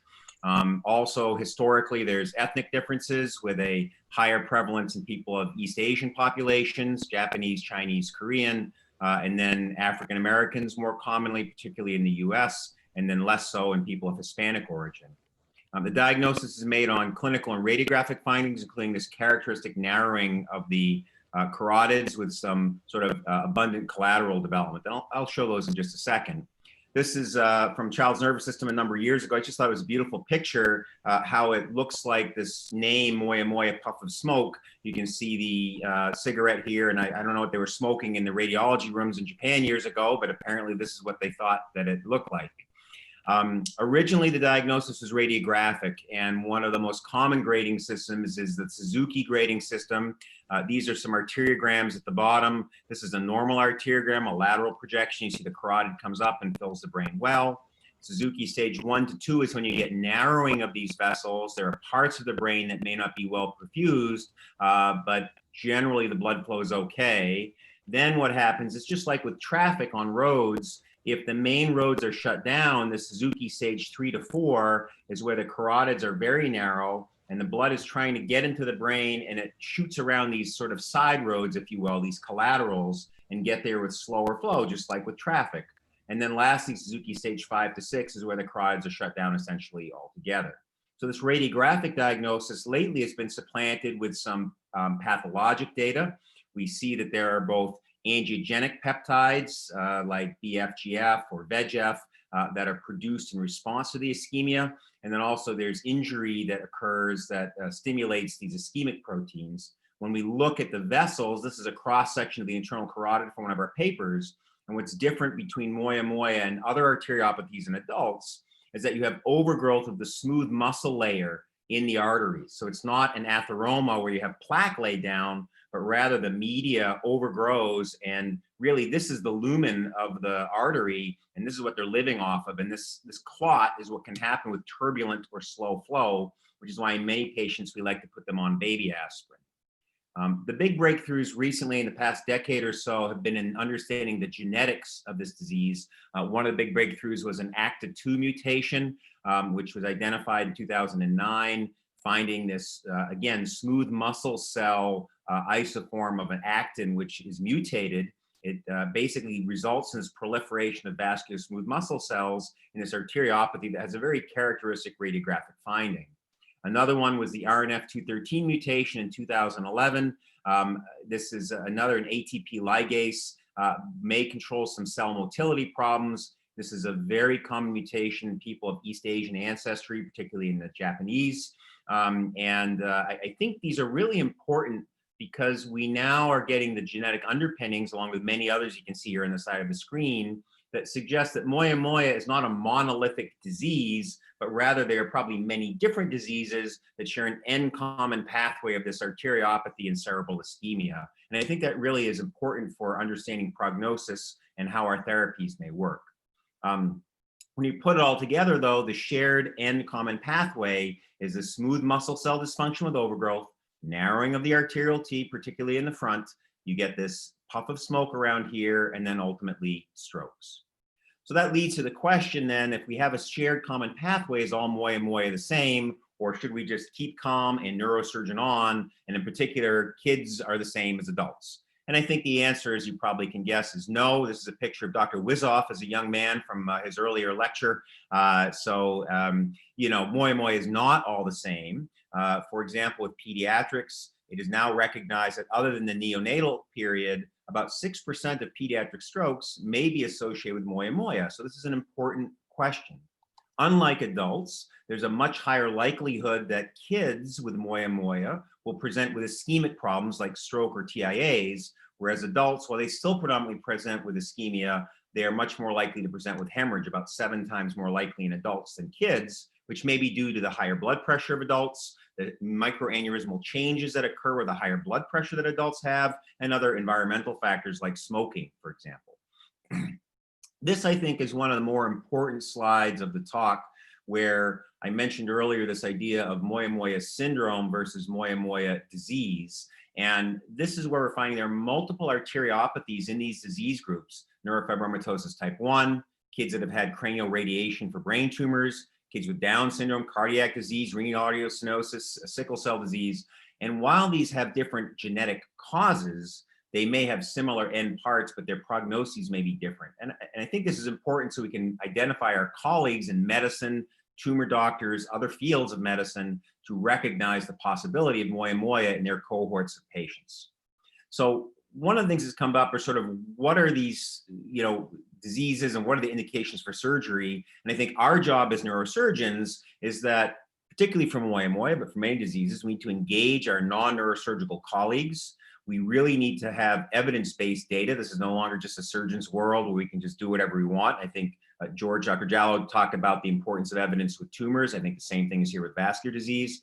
And I think in particular where stroke is such a difficult thing to treat after the fact, we need to be very proactive in screening and treating subgroups. And I want to talk about some of these important subgroups: sickle cell, NF1, Down syndrome, aortic stenosis. I want to talk a little bit about how we practically should undergo evaluation. And then the hard one for many folks I get asked about a lot is, how do you treat asymptomatic kids? So I'm just going to touch on those briefly here. So screening is controversial, right? When should you do it? Is it expensive? How should you do it? And one of the first groups that I think is best designed to talk about this are sickle cell patients. And in the US, about 400,000 people have sickle cell disease. About 10% of those 400,000 will have a stroke before they're 20 years old. And of those that have strokes, 43% have some abnormal radiographic findings, and half of those will continue to have strokes despite optimal medical management. So what this means is in this huge population of sickle cell kids, many of them are getting transfusion therapies that are not effectively abrogating their stroke risk, and these are treatment failures. And I think this is important because it really suggests that we need to find who are the right candidates for treatment. Without surgical treatment, that folks that have this arteriopathy have a stroke rate of 66% over 5 years. And yet if we pick the right folks and we treat them with surgery, we can knock that stroke rate down to about 5.5%. So a 15 or so fold reduction in stroke risk. And this lasts over 5 years. The way we select them, and this has been done by the American Heart Association and other groups, is that these kids get screened with transcranial Dopplers. If the transcranial Dopplers do not improve after they get an exchange transfusion, then these are kids that should be imaged, and many of those will have moya moya. So this is how we find them, and this is an evidence-based approach to screening sickle cell kids that can change their natural history. Another group that we see a lot as neurosurgeons and with our colleagues is neurofibromatosis type 1. This is an important disease because it affects about 1 in 3,500 people in the population, and almost 5% of the kids with NF1 will again have some form of arteriopathy, maybe not necessarily moya moya, but some abnormal blood vessels. And those that have the risk of the progressive arteriopathy, the narrowing that gets worse and worse, from our studies and others, tend to be the kids that are younger age, particularly under age 7, who have a known optic pathway glioma. And while we don't really do this in the US anymore, any of those kids with NF1 that have had radiation are exceptionally high risk of getting moya moya, particularly later in life. So if you see these patients, if they're followed in your tumor groups, it's good to have that conversation so they can be identified. Metaortic and renal artery stenosis is another group where our medicine docs will call us. They have vascular disease in the midline. We've recently found that there's a very strong association between kids that have this mid-aortic or renal artery stenosis and they have strokes. And it's a bit perhaps of a red herring where the people think that maybe the stroke is due to the aortic stenosis or cardiac disease, but in fact it may be due to moya moya.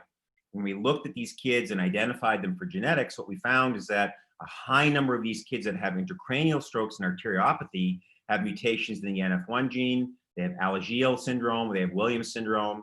We've also found that there's a non-moya moya associated RNF213 gene that affects the aorta and the renal arteries. So again, underlying this idea that RNF213 regulates smooth muscle cells, and perhaps different variants of mutation affect different areas of the body in terms of which blood vessels are affected.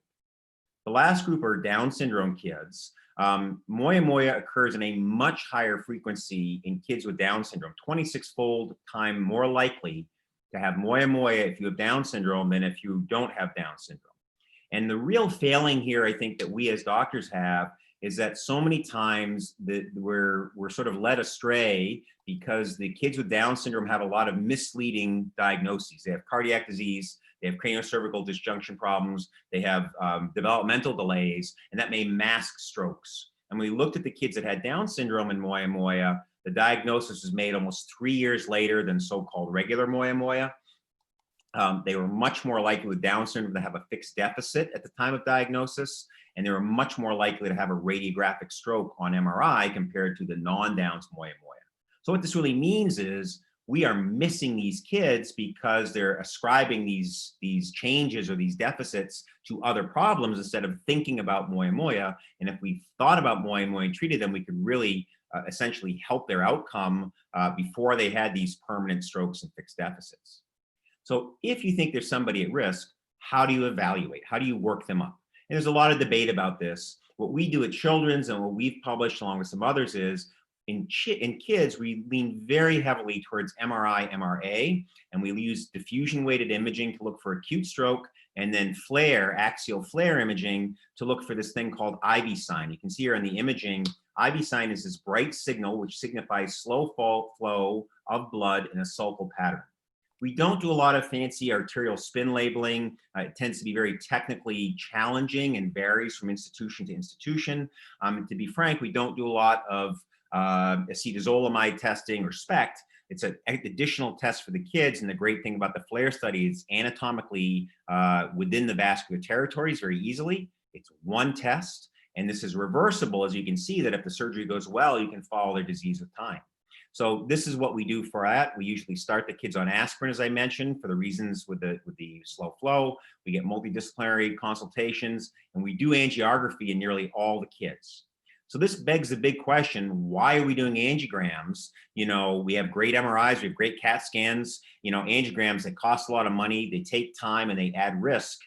Why do this test? So we looked at this objectively, and the short answer is that transdural collaterals are very, very important in the moya-moya population. And by transdural collaterals, what I mean are vessels growing from the middle meningeal, vessels growing from the superficial temporal artery that grow through little cracks in the skull, little holes in the dura, and the external carotid supply essentially brings blood into the brain. And this is really important because if I do a craniotomy down here to treat the moya-moya, and in doing that craniotomy, I open the dura, I will potentially interrupt these supplies and cause a big frontal stroke or a big parietal stroke. So this is a really important reason why we get angiograms. We looked at this in 358 hemispheres. Of 324 operations, we found that almost a quarter of them had surgical collaterals within the field. So we could screw up and cause a stroke if we cut them. And you say, well, why don't you just save the vessels of the middle meningeal on all the operations? Well, the answer is sometimes it's from the STA. Sometimes you want to open the dura widely to expose the brain. I'll show surgery in just a minute. So you want maximal exposure if you can get it, but you don't want to do it if it's going to cause a stroke, and that's where an angiogram can help you. What we showed is that if you preserve these vessels, you had a 42% reduction in stroke rate. And so that's really why we did it. In addition, we found as an ancillary finding, the patients that had transdural collaterals preoperatively actually did much better with growing indirect blood vessels surgically afterwards. So this sort of portends the brain that is good and primed to grow blood vessels. So it's really, the angiogram is really, really very helpful. We've published this. Transdural collaterals basically are more common in advanced disease. They're associated with a stroke as a perioperative complication, and having this information lets us reduce that risk. And lastly, it's a biological marker that these patients really have the capacity to produce surgical collaterals and suggest that an indirect operation may work well in this population. So that's why we justify their use. The last big question we get a lot is, all right, Ed, you know what populations to look at. You've talked about what tests you do. Let's say we have a kid where we find moya-moya radiographically, but the kid's asymptomatic. And so the problem here is that if you have a kid who's symptomatic of having strokes or having transient ischemic attacks, I think most folks would very easily say surgery is warranted. The harder thing is that you have an asymptomatic patient with no symptoms. What do you do? Should you operate? Should you not? And the evidence there is a little less clear. So we tried to study this. We looked at 83 patients where at some point in the past, we had a normal arteriogram, normal blood vessels. The average age is about 9 years old. They were more female than male. The average follow-up was about 5 years. And what happened is they developed moya-moya at some point during this window, going from normal to abnormal. We defined this progression, this radiographic progression, by three things. Number one, arteriopathy. We saw the blood vessels get narrow. Number two, development of this IV sign, this flare signal that I talked about. And number three, in some cases, evidence of new radiographic stroke on MRI. So that's how we defined who got sick. And what did we find? Well, this is a moving disease. Basically, for folks that had moya-moya, even if they're asymptomatic, over half of them got worse. The disease progressed over time. So this really sort of justifies treating them. Importantly, if you said, well, which ones are the ones that might have a stroke? When we drill down a little further, our data showed that those patients that went from no IV sign to new IV sign in the window of study, that was the important herald that stroke was imminent, probably within about a year to a year and a half. So if you're following a patient, they have arteriopathy, they're probably okay, but once you see IV sign, that's your clue that it's time to do surgery. In addition, clinically, about half these patients also progressed with strokes, TIAs, seizures, etc. So the take-home message here about asymptomatic patients is that this disease progresses. It progresses in over half the kids. The real clue for danger is slow cortical flow. In our case, is evidenced by IB sign. And I think our data suggests that even in asymptomatic patients, surgery is justified because the risk of surgery is very low, about 4%, whereas about 50% will progress and develop strokes. So I think the numbers there suggest it makes sense to operate on asymptomatic patients. What's the end result of indications? What do we tell our families what we think we should be doing? Well, what I use and what is echoed by the American Heart Association guidelines is that if there's angiographic or MRI evidence of moya-moya, particularly Suzuki stage 2 to 4, and there's IB sign on flare, that's a reason to operate. That's assuming they're medically stable for the OR. So if they've had a recent bad stroke, we'll often wait 6 to 8 weeks or so to let the stroke quiet down, because in that immediate period, they'll have much more rapid rate of stroke. And this includes asymptomatic patients.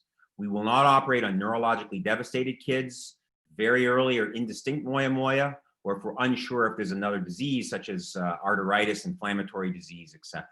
And that's where we'll work that up with a, for example, MRI with thin cuts, or give it a little time to see what things look like, to look at vessel wall imaging. Bottom line, like Nike says, just do it. We're very aggressive about treating this disease because the risk of surgery is low and the risk of observation is high. So if you decide to treat the kids, how do you treat them? So where I live here in Boston in the US, there's a lot of traffic. And the idea is if you're trying to drive into Boston by the main highway, Route 93, there's blockage. Just like in the internal carotid artery on this arteriogram, there can be blockage. So what surgery does is it does not try to reopen the carotid, as you know, but rather we take an alternative route using an external carotid branch and go around the obstruction to bring blood to the brain. And that's what you see in the middle picture here. There are, as you know, many different variations of surgery. At the end of the day, there's really two big types, direct and indirect. Direct is cutting a blood vessel and sewing it into another where you immediately get blood flow. That's the big advantage of direct surgery. However, it can be technically challenging in little kids, and it requires clamping time and focal ischemia. Indirect is used much more commonly in kids in the US in about 3/4 of cases. The big drawback is it takes a few weeks to a couple of months for the blood vessels to grow in and provide protection. So there is a delay, but it's a much simpler surgery. You can do it any size or any location in the brain. There's no clamping time, and there's a much broader area of revascularization. So it can be a tough choice, and we've tried to look to evidence as to decide when we use indirect versus direct. A very nice large meta-analysis of over 4,000 cases with kids have indicated that generally indirect operations have better long-term patency and long-term protection for stroke than do direct. Furthermore, in young kids, there's this ability for them to have angioplasticity, as written by the group out at Stanford, and they also think that indirect operations generally are better suited to young children. I'm not talking about adults, but for kids. So that's how we choose. The way we've advanced this to try to make this safer, a lot of it is not just the surgery, but the perioperative management. We keep the kids on baby aspirin, including the day before surgery. We admit them to the hospital the night before to hydrate them at 1 1/4 maintenance fluids so that they don't get dehydrated when they're NPO. We use EEG monitoring, and if we see slowing, we may give things like propofol to put the brain in suspended animation, if you will, and reduce demand. And then post-operatively, we are very aggressive with the nursing team to avoid hyperventilation, like crying, and keep their hydration quite active. The EEG monitoring seems to help, and in particular, slowing is an actionable thing that the anesthesia neurology team can do during surgery. And in terms of how we do the surgery, I want to credit my mentor, Mike Scott, who really pioneered what we do here at Children's, is a variation of the indirect approach. And the two things that Mike did differently were these peel sutures and the wide arachnoidal opening. So I'm just going to show this right here real quickly. We only put the kids in a donut. We do not use pins. We put the EEG on, and then we map the STA with Doppler at the beginning of the case. We then dissect from the top of the head down to the bottom under the microscope using the Jakes and either a 15 blade or Bovie. And we usually get about anywhere from 8 to 12 centimeters of length, depending on the age of the child and the size of the head. The important thing is it crosses the sylvian fissure, so you get both the frontal lobe and the temporal lobe, as well as getting the sylvian fissure perfused. So many direct operations sometimes just get the temporal lobe. We leave a big cuff around the artery here, and the idea is that by leaving a cuff, that allows and encourages ingrowth of the small vessel. So you don't strip it down to the adventitia like you might with the direct bypass. And this is where we leave, as you can see here, a little bit of this meat, if you will, around the vessel that's very helpful. We create a big plane between the galea and temporalis, and then retract that back. This really gives us a big opening, and we divide the temporalis muscle into quadrants to get maximum exposure, and then put this back together after. We do a craniotomy with burr holes at the base and apex of the artery. We try to turn a big craniotomy flap. We do open the dura widely. Obviously, if the middle meningeal vessels are supplying brain, we'll make little fenestrated openings cutting on either side. If there is no supply, we'll open the dura widely, and we will show that the dura actually contributes to the blood supply. And a Toronto group did a nice paper on this a few years ago. One of the things that Mike has done and pioneered is really opening the arachnoid widely. You can see how injected the brain is. So we try not to open right on the brain itself, but if you open along the edges of the arteries, you can really get a nice opening. And the advantage here is twofold. First, it removes a mechanical barrier to ingrowth. It really lets the vessels grow in better. Second, from our laboratory and others, we've seen and published there's lots of growth factors in the CSF and in the PIA itself. So by removing that barrier, it facilitates these growth factors, essentially fertilizing the vessel and helping it to grow. We then sew it to the brain using some 10-0 nylons. This helps to keep the blood vessel and the brain in close apposition. And the idea there is that as the blood vessel grows in, there's not spinal fluid or physical space that prevents it from being able to grow. And then after we sew that in there with usually a few points, we get that done. I would comment that we do both sides of the brain under a single anesthesia. We don't delay because we think the biggest risk to stroke is not so much the surgical manipulation, but rather the changes in autoregulation and blood pressure when the child goes to sleep, when the child wakes up. We've got it down to about an hour and a half to side, so we can do a bilateral operation. If we start at 8 in the morning, we're usually done by noontime, and we do both sides at once again if we can. We leave the dura, and we don't close the dura, we just put gel foam on top.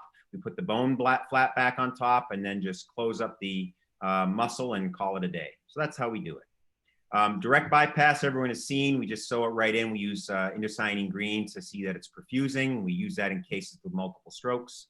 And the end result here is that we get great revascularization. I think that the MRI shows things grow well. Angiograms we use to demonstrate ingrowth, and it really can be quite robust. And as I mentioned, importantly, this IV sign does reverse after surgery. The takeaway is that about 90% of patients have Matsushima grade A or B a year after surgery. 98% of patients are clinically stable or improved by Rankin score, despite the disease getting worse, so it helps. And the overall stroke rate is changed by surgery from 66 to 90% down about 4.5. We've sort of demonstrated the results. Mike Scott's done a great job looking at this as well. We follow the kids. We used to do an angiogram at 1 year. We're getting away from that now and just doing an MRI unless there's questions. We follow this once a year for 5 years, both to demonstrate ingrowth works with the kid and also looking for other areas of disease. We keep them on aspirin therapy for life. We have very few restrictions, and we just published our 20-year follow-up to show that these radiographic and clinical protections are basically robust and durable for up to 20 years. And these kids have gone on and they've had vaginal deliveries in the females, they've run marathons, they've done more than I can do. So it's really a robust surgery, I think, and the stroke protection is preserved. So what can we say in conclusion here as we wrap up? Well, first of all, experience matters. We looked at the US experience in pediatric hospitals and found that in high volume centers, not just with surgeons, but anesthesiologists, ICU docs, neurologists, that the high volume centers had a shorter length of stay by a third, almost 2 days shorter length of stay, actually cheaper, which is very important in the US, over half the cost, less than half the cost for the high volume centers, which like at an academic center, you think would be more expensive, is actually cheaper, probably because the length of stay is shorter and the complications are less. And most importantly, experienced centers had 8-fold lower rates of complications, discharge other than home, and a almost 16-fold lower death rate. So it really is important to go places where I think people know to do it. And all these little incremental advantages we talk about make a real difference in the care of the children. So the take home is, I think it's important to recognize the presence of moya moya, particularly in these syndromic cases where we can really make a difference in talking to our colleagues. It can really change the natural history, and indirect operations like syngiosis provide long-term durable protection from stroke, even over 20 years, and is, I think, much better than the current medical management. The age is important. Kids are different than adults. We've done some great job, I think, looking at how beyond just angiograms, the proteomic and genetic forms of this disease. We've gotten much better, I hope, with the evidence-based decision-making in these. And this is one of the great cases in pediatric neurosurgery where surgery is a great treatment. And I really find it satisfying that we use one of nature's own methods of angiogenesis to cure a disease, or at least help. We don't cure the moi, but we reverse its rate. So these kinds of collaborations like our setup of this today is immensely helpful. I really want to thank the opportunity to speak here. I think I finished in my allotted time. So it was a real pleasure. And if there are any questions or comments, if we have time, I'd be happy to do so. But I thank you very much for your attention. Thanks, Ed. That was a beautiful talk, as always. Well, thank you. Darren, I'll defer to you. Thank you. Thank you very much, Dr. Smith. Thank you very much, Dr. Boop. Thank you very much, Mr. Desi Rodriguez. It was a fantastic session. Thank you very much to all the speakers. Now we have come to the end of the two-day International Pediatric Neurosurgery webinar course. In the closing ceremony, I'm just going to introduce all the collaborators to say the final words, and at the end I will thank the speakers and obviously the delegates. So this is a course of the neurosurgery listserv. This is a neurosurgical friends. We are all connected by a old-style mailing list. We discuss cases. We are friends, and almost all the speakers here are from neurosurgery listserv. They are all part of the ISPN, but this is a kind of a de facto ISPN. But all the speakers are of ISPN. But they are all in the listserv, and you can put complex cases and everything, but this is a neurosurgical friendship society. The first thanks I want to say is to Professor Miguel Ares. He's the chairman of the foundation of the WFNS. He has been very supportive of the listserv, its projects, and he has always been kind enough to give the World Federation logo to support our project. So thank you very much to Professor Miguel Ares. Now I would like to invite Professor Francisco Salamoa and the president of the ISPN. Professor, are you there? Yeah. Professor Salamoa, could you, thank you very much for endorsing it. I know that that was a bold decision from you, and I really, really appreciate it. It was quite inspiring.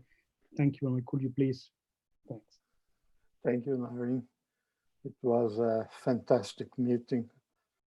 I think we all will have a lot to learn, and your feedback about it would be very helpful for everyone of all. Thank you so much, and congratulations. Thank you, Professor Salamoa. And can I please ask Dr. Boop, the president-elect, and one of my mentors and also supporters, could you please kindly make, thank you. I once again thank ISPN. So could you make your closing remarks and observations?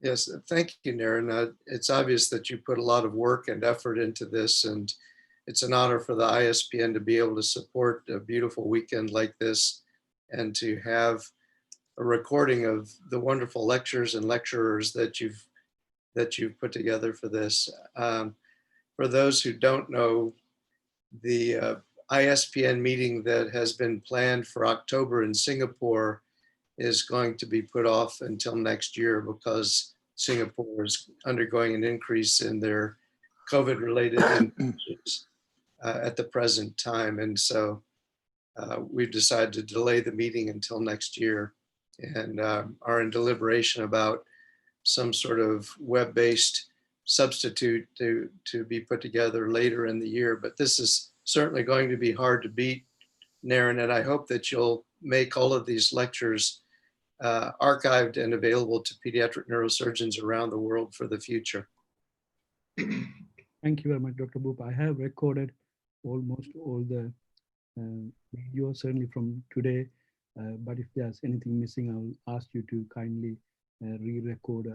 Thank you very much, Dr. Boop. And I would like to invite Dr. Komar Prasad. Dr. Komar Prasad is the senior consultant at the Department of Neurosurgery, Narayana Health in Bangalore. We were going to have our fantastic real-life course in Mysore, one of the most beautiful parts of the world anywhere. And because of the current pandemic, we have postponed it, but I'm sure we will meet there soon. But thanks for all the help with the organization, and this is a course of collaboration between his department in Bangalore and the Department of Children's Hospital in Birmingham. So Dr. Komar Prasad, could I please ask you to make... Thank you very much, Naren. I enjoyed excellent lectures from world leaders of pediatric neurosurgery, 2 days, over 40 talks. It covered almost every aspect of interest in pediatric neurosurgery. I would like to thank all the faculty for their efforts in the middle of these difficult times to share knowledge and teach people from various parts of the world. I'm very grateful for your efforts. Thanks to each one of you. And excellent participation from all of you from various parts of the world across various time zones. It's 12:20 a.m. here in India, and I'm sure there are many people who are logged in from this part of the world. Very grateful. Around 200 people even now. Thank you very much. And mainly congratulations and thanks to Naren, the one-man army. He's the one who managed to do this stupendous task of getting together so many faculty from various corners of the world and making their expertise available to learners from various parts of the world. This has achieved much more than what we had anticipated to achieve at Mysuru, the International Neurosurgery Resident Course, which unfortunately some of you even had booked the tickets but had to cancel last minute, which got postponed due to this COVID pandemic. Stay safe. We hope to have a physical meeting here in India, Bangalore or Mysore sometime sooner when the situation clears. And I hope we reach that situation sooner. Thank you very much. Thank you very much, Dr. Prasad. Just to let you know, to the delegates, all the faculty usually come to our courses in their own expense and the hotels. Usually for other courses, they will need a first-class airplane and a 5-star hotel, but for our course, they all come. So thank you very much. It's a real honor to ask Mr. Walsh on behalf of my department, but their support has been instrumental for this. Mr. Walsh, could you please? Thank you very much, Naren. You put together this course brilliantly. I must say, when you told me there were 1,000 delegates for this course, I was astonished and very impressed. And given this meeting has run so well, I'm very impressed, A, with your organization, and B, with everybody else's ability. I think we're all getting the hang of these Zoom meetings now, and maybe they'll become much more normal going forward in the next few years, depending on what happens to coronavirus and other things. But once again, Naren, an excellent meeting. I've enjoyed the sessions I've been involved in, and obviously look forward to more meetings like this in the future. Thank you very much. Thank you very much, Mr. Walsh. Before I make my last comment, Professor Andre Grottenhuis, as the honorary senior person in the membership, Professor Grottenhuis, could you please make any comments, observations? Yeah, for the young delegates, your message for the young delegates as well, because they made the sacrifice. You know, they have put their time, effort, and shows the keenness and the future of neurosurgery. Well, thank you, Naren. It is well, it has been an honor and a pleasure to participate, and as everyone else has already mentioned, that you achieved again such a great gathering of people. And now I look to all the pictures on the screen, and to be honest, somehow it also makes me a little bit sad, because usually we can meet each other in person. And this is now the makeshift we do because of this pandemic. But it is a great way to be in touch. I have seen so good friends. I see Nico Sirmos. I have now again been in touch with a young colleague from Uzbekistan and who came to the Congress in Venice. I see so many familiar faces, and that's also comforting. So thank you so much for connecting us all again in this, well, difficult times. And of course, I hope that we will meet in person again in better times.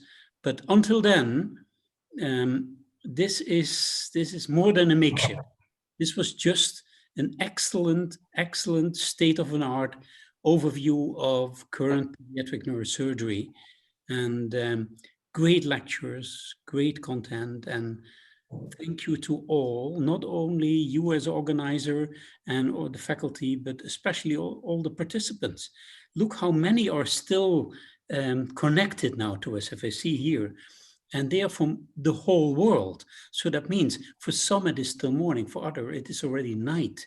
And they do that because they are committed to what we do in daily life. And that's neurosurgery. Thank you, Naren. Thank you very much. Before I say the thanks, I just want to let you know, webinars are fantastic. We probably have learned from far and near, from Africa to South America, to India, to Europe.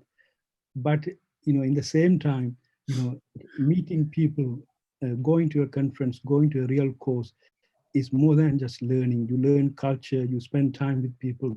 All the speakers who are here, I have spent time in courses and conferences. And so as much as webinar is fantastic, I think it is here to stay. But I hope we will have a hybrid world where we have webinar as well as the real course, because it is more than education that we do when we meet up in person. And that's the neurosurgical culture as well. I would like to thank all the speakers. I really appreciate you taking your time. I really appreciate you taking your time and teaching during the weekend. I'm sure all the delegates are most grateful. I hope the delegates will send messages to thank.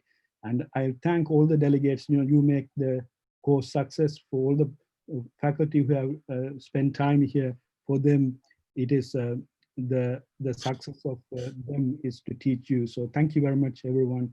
And I wish you a safe, happy, and successful rest of the year. And we meet again soon. Thanks a lot. Bye for now.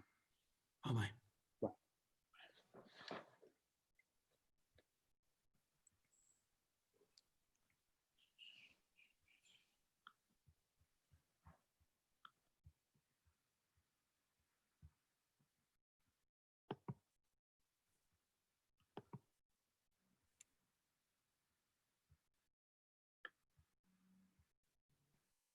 Thanks again, Aaron. Stay safe. Thanks. I'll close the meeting. Thank you. Have a good evening. Bye. Same. Thank you. That's good. That's better. Thank you. Thank you very much. Bye-bye. So I'll put the feedback form. If you just wave, I'll take a photo and that will be the last one. So if you all wave, then I'll take a photo. That's great. Thank you. Take care.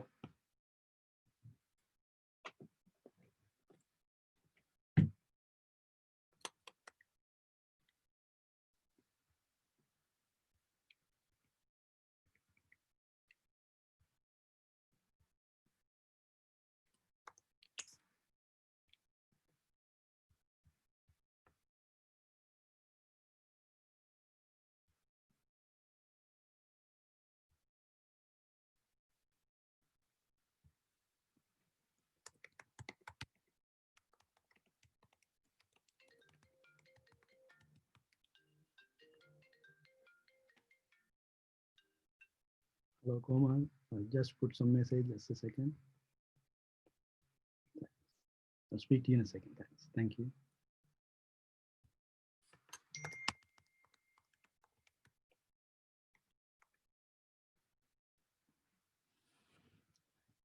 I'll leave the computer on so that you can look at the feedback form. Thank you. God bless you.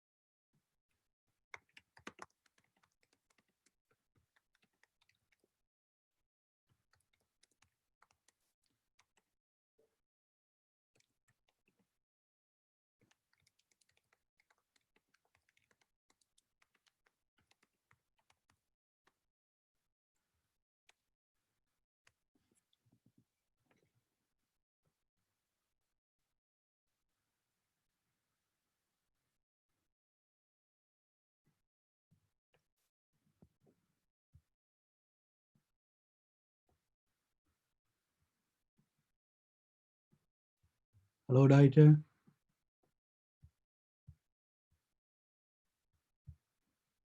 Hello, Dieter. Can you hear me?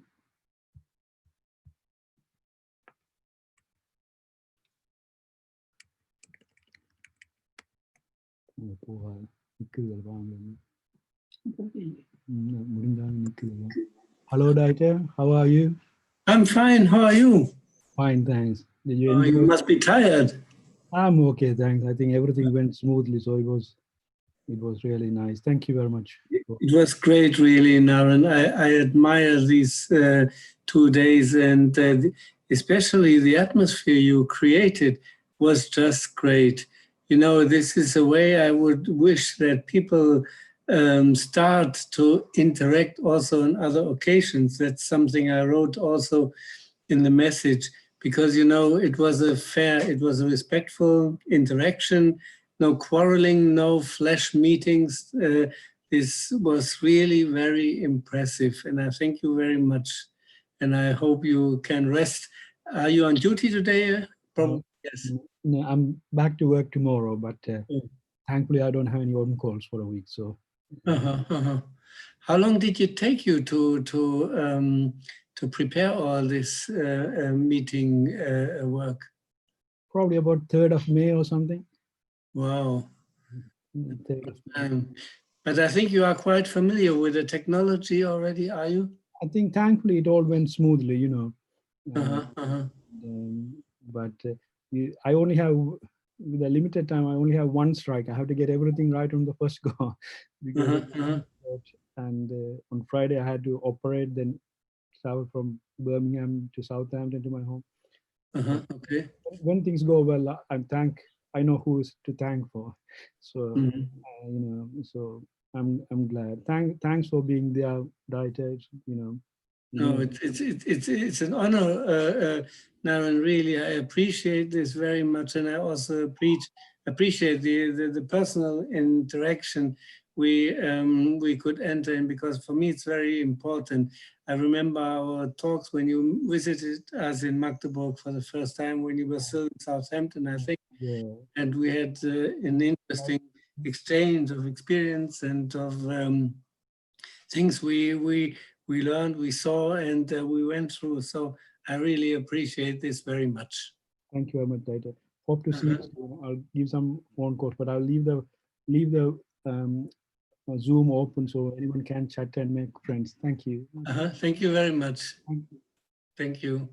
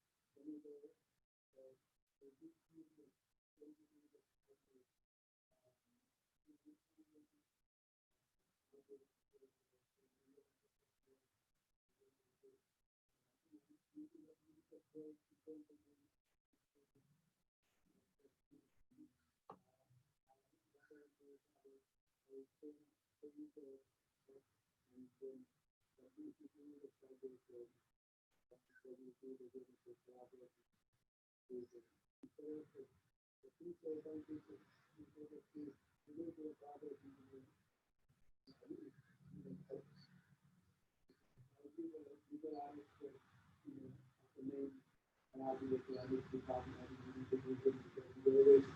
You know, you always all the simple, so I just think,